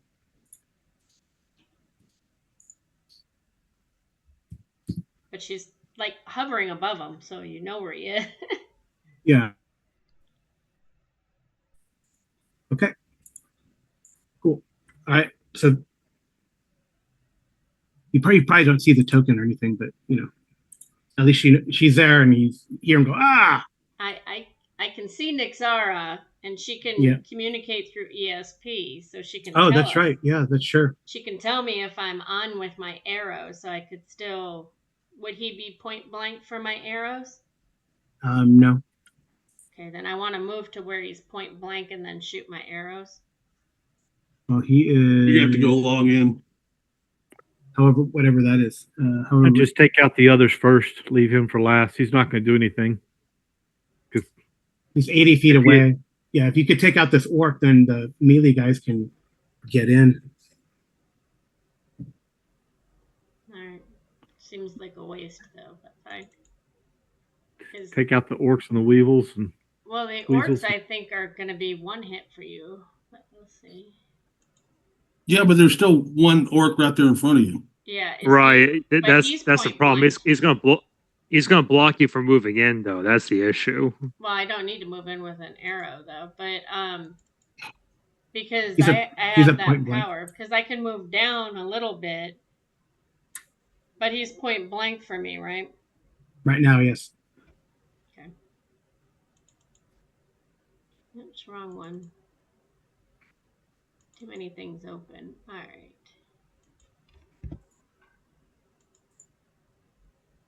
That ought to hit. That's a hit. He's probably gonna be And trying to see if that's it. No, it's not a nat 20. Okay, so he gets this one and my extra d6. Hold on. Yep. So that's 13 points. Yeah, he's gone. Okay, so now I have my second arrow, which I'm not. Now I can move, right? I don't know if we've allowed that. I think we've allowed it since it's like a minute. It's fine. Anyway, there's no feat tax in this game, so I'm fine with it. So how far can I move? My normal amount, right? 60 feet. 60 feet. I'll give you half. If she fired, then she probably can only move half movement. Yeah, half move. So 60 feet. So 6 of these squares. So to where? Down here? Yeah, wherever you want to move. Well, you said 60 feet, right? Yeah, so 6. Okay. Right here, because she can move 12, right? Yeah. So everyone's in magic armor, so to here. And you don't want me to shoot at the big guy because he's in point blank now. You could shoot at him. No, I wouldn't. I'd leave him alive. Well, she's not going to kill him. I'm not going to kill him. I just want to shoot him. I only have one arrow. Just shoot him. Well, you may do what you want to do. If you shoot him because you're at disadvantage and your dragon's in melee. Oh, that's right. My dragon's in melee. Yeah, it's in melee. They're right. Yeah. You could shoot one of these weasels, I guess. Okay, I'm gonna shoot the one that's closest to Bronson. But he might shoot him. Pick one then. All right, this one here. Jeez, don't know why you're being so difficult. Because you don't want to hurt your peoples. I'm not gonna hurt him. He's stone. Oh, that's right. Sorry, Bronson. You're right. You can shoot whatever. I'm sorry. Bronson's in the floor. I forgot about that. So you can shoot at the injured one, or you can shoot a different one. The injured one. I don't care. I just want to shoot one I'll shoot one that's not injured because that's 15 points of damage. So seems like a waste to use that on the one that's injured. And I didn't say I was going after the injured one. I told you to pick one, and you picked one. Okay. Oh, you said the closest one. Then I'll shoot this one. So how much is that? 15. I don't want to shoot the injured one. I wouldn't shoot one that's injured. Okay. You wouldn't know which one is injured or not at the moment. Well, the one that was attached to his leg, I'd know he was injured. It's probably howling because it got hurt. It's halfway in stone. Just take it off of one of them. Okay. But I would not be going after the one that was already injured. Because I'd know he was attached to Bronson's leg. I would not be firing. I actually would be firing at the bad guy, not any of the weasels, to be very honest with you. But then you might hit Nixara. All right. She's the one that would tell me where to shoot because she can see him. All right. The difficulty there is that, remember, even though she can see him and can spot, in theory, and she can ESP that to you, the whole notion AD&D is that since she tried to attack him melee and they're engaged, you have to think about that they're moving around there. She's trying to avoid getting hit by him or whatever. And there's a risk then that if you take the shot, you'll hit her instead. So, I mean, you could try and shoot him no matter what, sure. But, you could theoretically pin your own pseudo dragon. Yeah. Just Well, I wouldn't risk it. my assumption is she's floating, and if she's telling me to shoot in a certain area, she would move up. That would be. It doesn't quite. It doesn't. Whatever. It doesn't matter. Keep going. It's like Because it's the rules. Bob's dancing around each other.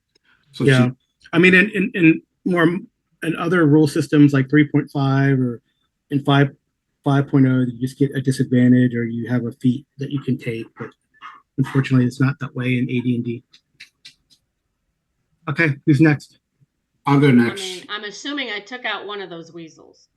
No, it's really injured though. 15 points of damage doesn't take out a weasel. Nope, they're giant weasels. You didn't say they were giant weasels. You said they're weasels. Whatever. Keep going. I'm going to move up. That took. I mean, we can't see any of the hit points on any of these. So. What? No, I see blue dots and I see white weasels. That's all we see. Oh, so it says visible. Don't forget about the green green clovers and purple horseshoes. They're not there. Nice. I see the health bar for the one. I don't see any. I see my health bar, yours, Veer's, It's okay. Sarah. I don't see. There we go. There. Okay. Ouch. Which one are you attacking? That one? Yeah, the one that I was right in front of. Or 15 points of damage.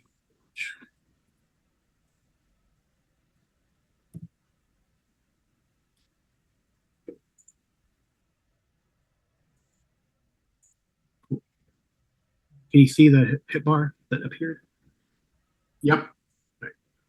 Okay, so only the ones that haven't attacked Bronson or that failed the saving throw, or yeah, these two here are not attacking. All right. Who's next? Rorden, Zorik. Yeah, I'm moving in. I didn't think we could move that far, but I'm going to move in. Yeah, you can move your full movement unless you. So, Zora, do you want me to go in there first and take my shots, see which ones of these survive? Because I'm probably going to plug two of them. You're going to be able to move faster than me anyway, so you just go ahead and move around. All right. Well, you're in magical plate. I'm not. I'm still in just regular plate. So you're actually no. I'm still in the banded mail. Banded okay. armor, Well, then you're still going to be moving faster than me anyway. Yeah, but that's move 9, so that still gets me here. And that's well within point blank distance of these giant weasels. So I'm going to make my rolls. So first shot, second shot, only one hit there. And let's see. Roll. I prefer to do it this way. These point blank shots. 2d6 plus 4, so 3 from point blank. 1 from short, 2 from point blank, and then an extra from the magic. 13 points. Which one are you shooting? Let's take it this one.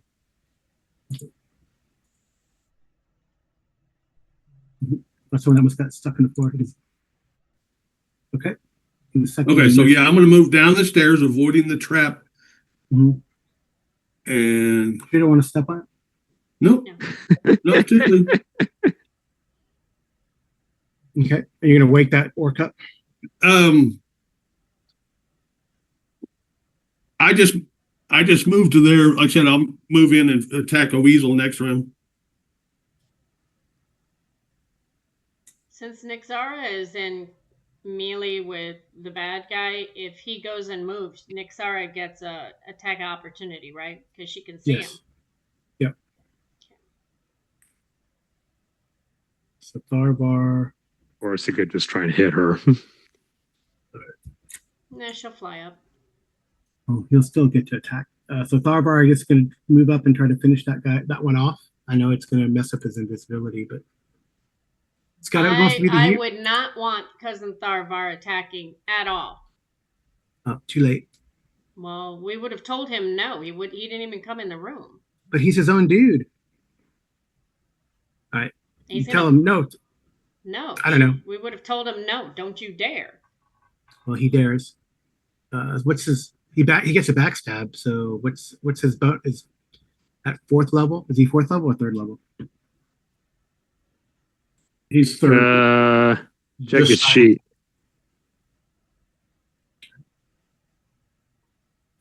Well, it's at least a 2d6. He's got a short sword, right? Yeah, he's only 3rd level.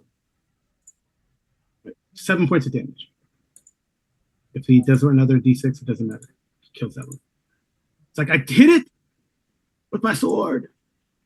Arlindia would tell him, you just wasted an invisibility spell. I'm not pleased. All right. Orm's going to try to help Veer here. Oh, it's a hit. Oh, does he have strength?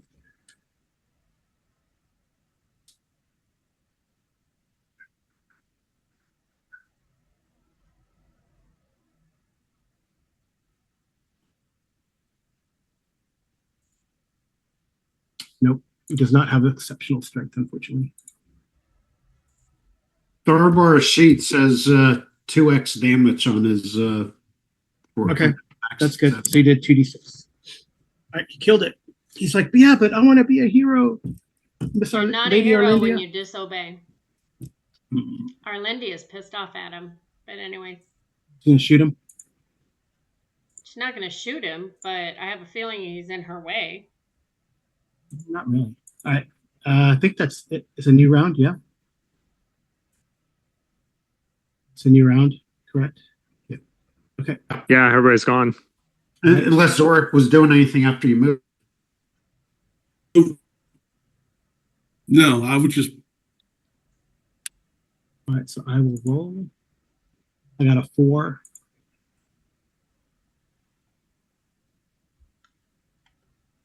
Nice. Oh, bad roll. All right. It's all right, because if he moves or does anything, Nixara will stab you. We'll break his invisibility at least. Yeah, if he does anything. But even if he moves out of the area, he's leaving melee and she gets an attack, I believe. Yeah, she can see him. Yeah. Guess he can attack. He can attack her. So.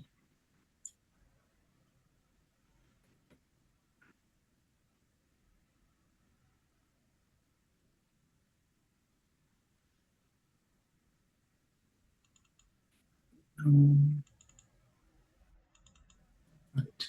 She moves really fast too. Yeah, that's a hit. What's her AC? I think 2. 2. Says armor class 2. And if he's using magic, she has resistance. But even if he injures her, she gets her stabby stab. Yeah, she'll get to attack. That breaks his invisibility, though, if he attacks her. It will break his invisibility, yes. I believe that's a hit.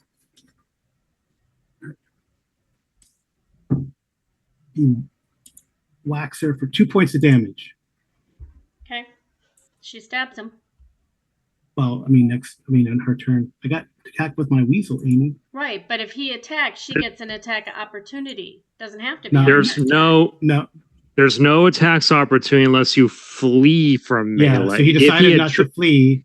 If he had tried to run away, yeah, she could have taken a free shot at him. Otherwise, she has to attack on her turn. Yeah. But he's visible now. Yeah. That's a good thing. Which means that he's vulnerable to the rest of us now. But just that pesky pseudo dragon. All right. I would escape except for that meddling pseudo dragon. All right. This is Do I get one arrow? Because if I have my arrows out, don't I get to break initiative? No, that's only the first initiative round. Okay. All right, Veer, that weasel misses you, and I think that's it for them. Wow. Okay. Y'all, do you want Nixara to go first, Amy, since you're so jonesing to? Yeah, she's pissed at him. Mm-hmm. Yeah, she got injured. 13, so 17 total, right? Yeah. Shit. That's a hit for sure. So he has to make a saving throw against poison, and then he has a 25% chance of dying from it. Could imagine his, diaphragm locks up and he can't breathe. Well, that's if he fails that. I mean, he'll. Yes, that's if he fails that. That's right. He makes it. He makes it again. But he's still paralyzed. No, he save against poison. With a 10? Yes. Whatever. All right. Roll damage. He's high level. Yeah, the whole 1d3. It's still whittling him away. 2 points. I mean, he's going to succumb to Veer or Bronson or Zorik or Rodin's poison, and it's or her Arlindia. move, so she's gonna move back over here with Arlindia. He moves. Well, he already had his attack, and you said But there's. he gets an attack. You were just asking about that attack of opportunity. If you flee melee, then he gets that attack of opportunity. Yeah. But she can move up. It's the same thing. Up. Melee combat in this game is already above him, and he was hitting her. So melee combat in this game is supposed to be kind of sticky. It's kind of designed actually that if you're in melee with somebody, they're supposed to be able to hit you back unless you use your entire round to fall back intentionally. You give up your attack. So I mean, there's ways to avoid that, but. Nyxara could do that, but I think she's more of like, I want to get this guy because he hurt me. So don't think she would want to do that. Okay. Who's next? That was Mealy with Nyxara. Arlindia is going to launch her arrows at him. You might hit Nyxara, Amy. I'm sure I can move to where I would not hit her. She's only above him off to one side. If you want to help her, the best thing to do is to go in melee and attack him. I don't get 2 attacks then.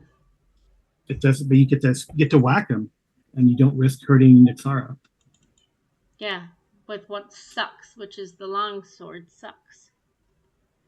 Thought I had other. No. This is gonna suck. And I don't get anything for being in close range. I only get my +1, right? Yeah. Do I get anything from my armor because I have magical armor? No. Unless you hit him with it. I hate using this because I suck at this. See? It's a miss. Totally suck. All right, but now he's going to be focused on you and not attacking your pseudo dragon, I guess. All right. Who's next? Bronson, do you want to do anything? You're underground. Yeah, actually, I'm what? Under what? You're in the ground. Yeah. Right. I'm gonna step out of the ground. I'm gonna come back up, and I'm gonna look at this guy and I'm gonna say, "Put down your weapon if you want a chance to live."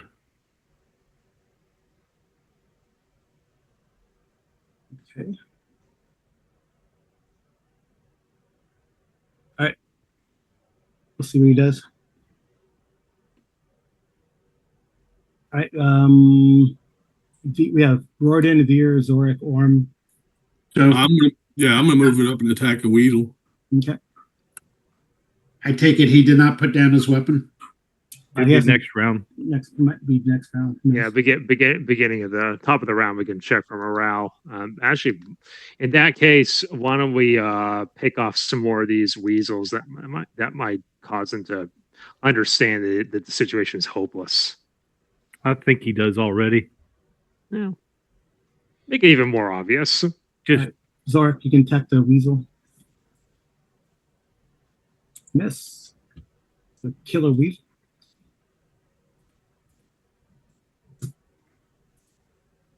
Okay. All right. I'll try and pick off some of these remaining weasels ones. The ones that are not currently engaged in melee. This one right here. Yeah. But they didn't attack. No, they haven't attacked yet. Well, the thing is that the sanctuary should only be affecting It's only gonna Bronson, so affect they should actually be rearing to go any minute now. Yeah, they probably might attack Arlindia or someone else. So get rid of them, because at the same time, the more bodies that hit the floor at this point, the more likely you are to make Dirk give up. Okay, that's a hit for 9. All right, second run. It's a hit.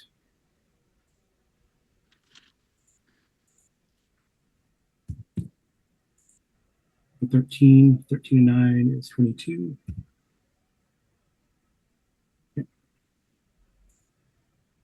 By the way, this will be relevant to when it's actually their turn again. Is now that Bronson's back with us outside the surrounding rock, is his protection from evil 10-foot radius still active? Yeah, I think it would be. Is it Yeah, 10 so- foot? Actually, it still would have been there too, because I was still there. Oh, perfect. Then that means in any event, it won't affect the weasels, but Dirk, if he's evil aligned, he's gonna have a really hard time hitting. Oh, wait. us. That could cancel out. What? Because he has a +2, that's why he made the save. But if protection from evil gives him a -2 to saves, yes. Then he should have wait, failed Annie, against well, Nixara. So he's paralyzed. Let me see. Any and all attacks. Okay. Are you talking about the Is it- weasels Yes. or him? Him. She's talking. No, she's no, talking she's- about him from the sting. No, he doesn't lose anything. That would be like curse. Yeah, I was gonna say, does it work that way as protection? No, if he from attacks evil? you. Oh wait, he might have. He missed her then. She doesn't take any damage because he has -2 to hit. Okay. So she didn't take any damage. Okay. Yeah, he has -2 to hit, and you guys get +2 to any save against him. But he's not a spellcaster, so Nixara is still uninjured. Right. But how dare he? All right. Okay. It's a new round, right? No, I haven't gone yet, and Orm and Thorvor hasn't gone yet. Oh shoot. Tharvar Okay. better hold where he's at, because Arlindia's pissed at him. So let Orm, He's already blown his invisibility. I would actually prefer it if he actually get in there and make the most of it at this point. yeah, like take out the weasel on me. Exactly. All right. So Veer, you're gonna come attack this thing. So he's gonna do this. I guess he looks at Arlindia, looks at Veer, then he goes attacks the weasel and misses. Let Orm attack the weasel. He misses. Yes, I got to finish that weasel. That's Or you why could you just should have risk- stayed out in the hall. You're not effective. That All weasel right, gets cut in points of half. damage. And since it's a favored round, Yeah. I move up. Do I still get another attack? Yeah. All right. I'm gonna hit the guy. Okay. I'm gonna try to hit the guy and tell him he said to put down your weapon. That is probably it. Doesn't have a great. Yeah, it's a hit. AC, Huh? AC 1. Yeah, he doesn't hit. He doesn't have the best armor class. Yeah, but Nixara hit him with a 14, and you said it didn't hit. It hit him. He made a saving throw. She hit him. Okay, so she hit him, but he made a saving throw again. So emphasizing put down your weapon. Okay. That's my turn. Okay. I guess it's a new round, right? Or did everyone go? Roden, you went? Yeah, you did. Yeah, I did. I will roll initiative. I got a 6. Yeah. We're going last, guys. All right. Well, this weasel runs away. I don't know. It was kind of not in melee. It just runs and jumps into the sewer. Swims away. So they're acid No one is- resistant. What? You said that's acid in there, so they're acid. No, it's not. It's not. It's just. I thought it was acid. It's like It's like the sewer, Oh. part of the sewer. So it kind of just goes under the water, disappears. It's a sewer. Yay. It's a sewer weasel. This one here, I guess since you attacked his master Veer, it's gonna go and attack you. and misses. And this guy, I will roll 2d6. Oh, actually, it's not 2d6. He should take a pretty big negative at this point. Yeah, it's a percentile dice. He's wounded. He's wounded. Well, it's percentile if you use the AD&D system. If you're using a BX drive system, no, but the percentile is it's more granular. It is, you know. It takes into consideration, like you just said, you know, lost all his dudes. All his dudes are gone. He's injured, so it takes into consideration that. So it's better for this type of situation. Right, taking casualties without receiving any. Each friend killed. Each friend deserting. If you want to count the weasel that ran away, outnumbered and outclassed by 3 or more to 1. That's the reason why you have these granular rules. Okay. So, all right. So what's his minus then with all that? Well, he's got a base morale that you want to see how much you roll over it, and you keep 50% plus 5. That's 5% per hit die above 1. All right, so whatever is 85. All right, yes, 85. All right, and then what? And then so you would roll and you see if you get it above 85 and see whatever your result is, and you just keep on adding the modifiers to determine what the result is, and then you apply it. Okay, so superior force, limit for 5, 15. The plus 15.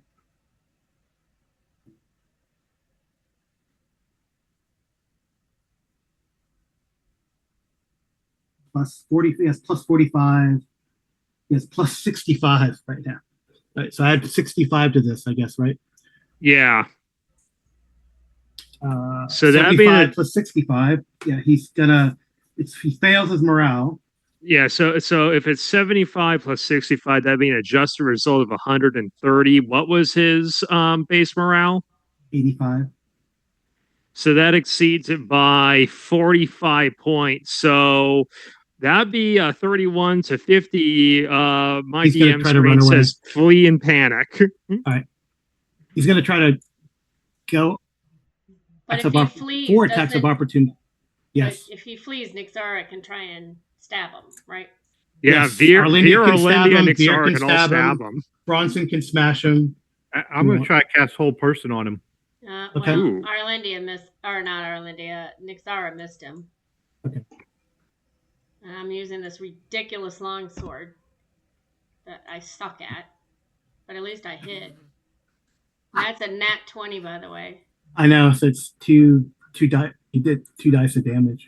2d12. That's my damage. Or 2d8, 2d10, right? Well, so much for the whole person. Well, 1d8 for small medium. What I is was like 2d8. 2d8. She could try. She could try and declare subdual damage to just knock him out. 10 points. He's exactly at 0. Then he's unconscious then. Well, he's exactly at 0. He's unconscious.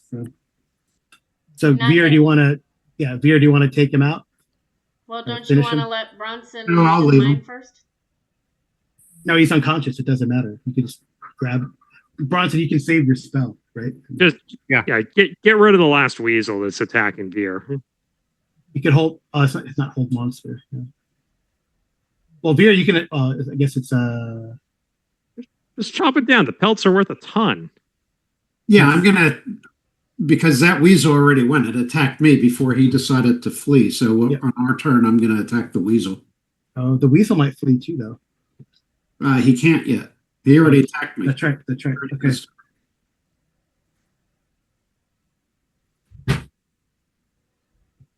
Oof.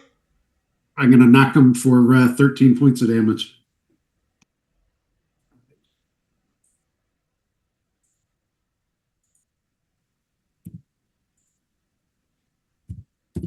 All right.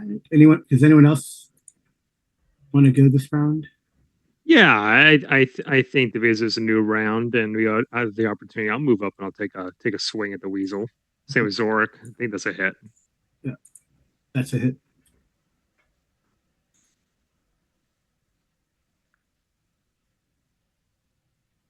Zorik hit for sure. And the first one, 10. That might still hit. That's a 10. Yeah, that still hit. The first attack hit Jordan. So yeah, you guys take it out. It's got to be down. Yeah. Yeah, it's gone. Might as well do cleanup work on all the orcs too. To be honest with you, they will Farber wake up looks at eventually. Arlindia. Can I kill them? Yes. All right. So he starts. Orm will be happy to do that as well. So they can do that if you want while you guys start do other things. Tie up Dirk here. Mm-hmm. We can take him back and put him in a cell. Yeah. It is 1:30 though. Do y'all want to wrap this up and yeah, there's a lot of crates that have rations, change, other supplies, bags of coins, 5,000 gold pieces worth of coins, another sack with a different crate, 3 pieces of jewelry worth 1,000 each. So that's 8,000 so far in gold pieces so far. So and on the table, 3,000 in jewelry. Yeah. Okay. And 5,000 in coin. On the table are records of the slavers' activities in the area and the map of the caravan route and the stops on the way. And then this, that's all over here on the side. So now Well, except for on the table. And then, well, the table is all overturned, but you know, of course, after the fight, but you guys like pick all the stuff up. And then there's ladder goes up. Cora, are you able to move us back to the other map and unhide that area? Yeah, I can do that. See how good a job I did on the recreating it. I'm sure you did a good job.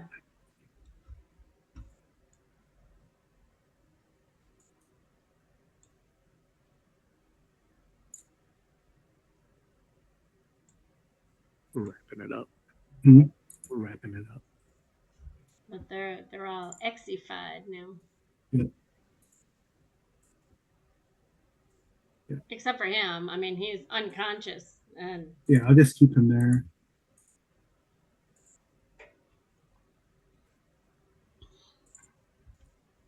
These guys are done. Yeah. We will clear the room and look through the records and tie him up. Four weasel pelts too. Those are worth a lot of money. Yeah, so probably Zorik has like that kind of talent, right? I think. What, to take off the pelts? I thought Zorik was good at that kind of stuff. Mm-hmm. He has animal husbandry as his background, as I recall. Yeah. So Zorik, you can collect the weasel pelts. How much are they worth? I don't know. I had to pull my Sinister Secret Salt Marsh book because I remember that's where the monster is. But the giant weasel pelts, those furs are actually worth a lot of money. At least several hundred gold pieces. All right. Are you pulling it up or what? I will if you want me to. Sure. All right, give me a second. Might be in the DMG too. And are these passageways to other areas? No, that just these are bridges that go over the moat, and it's just a ring around there. Okay.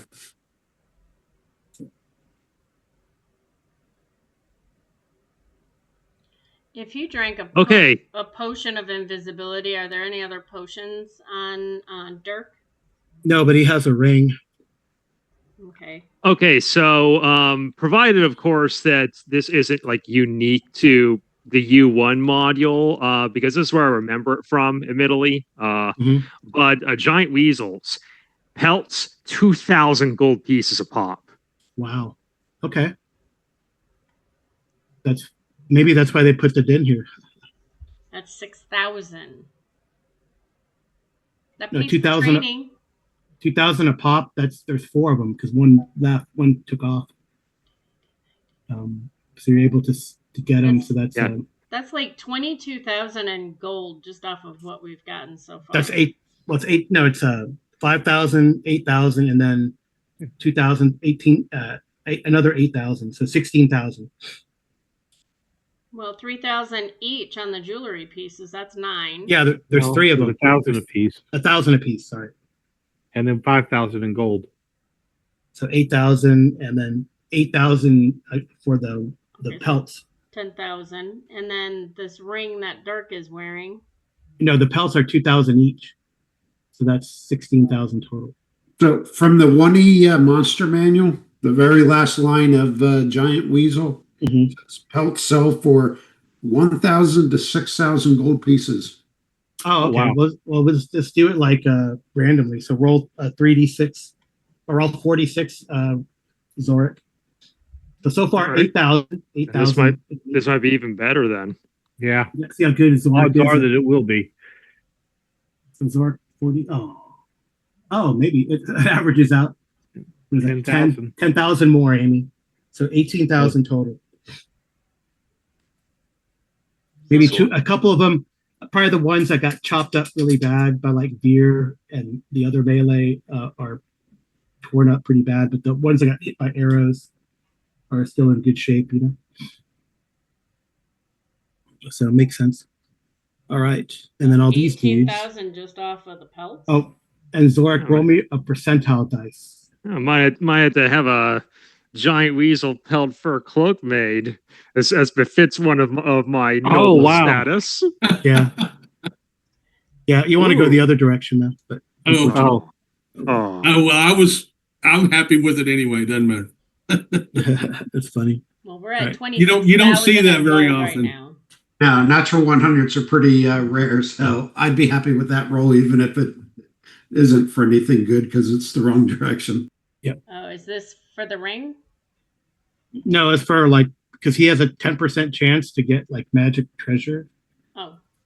In any treasure hoard. Oh, so you wanted me to use my luck stone? Yes. Oh, you just told me to roll a percentage. Well, I'm not going to tell you what it's for.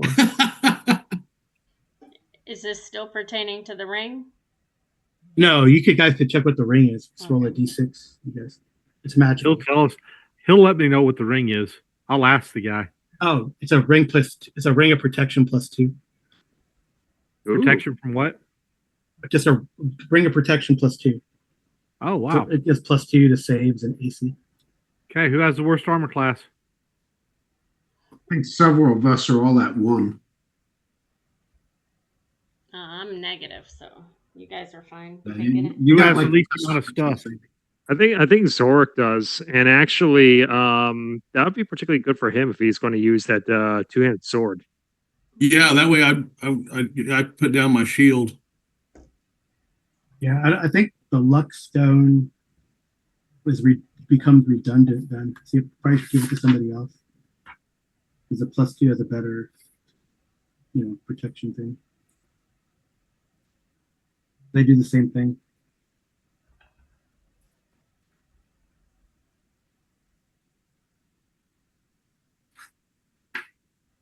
What's your armor class, Zorik?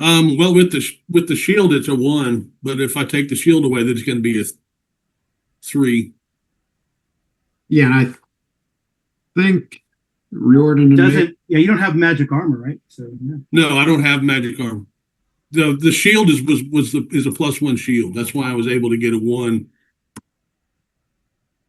But without the shield, I'm just going to be with the plate. That's going to be 3. Well, do we want to do this off camera and let our viewers go? Yeah, we should. All right. Thank you, viewers. Good luck and good rolling. Yep. And does that not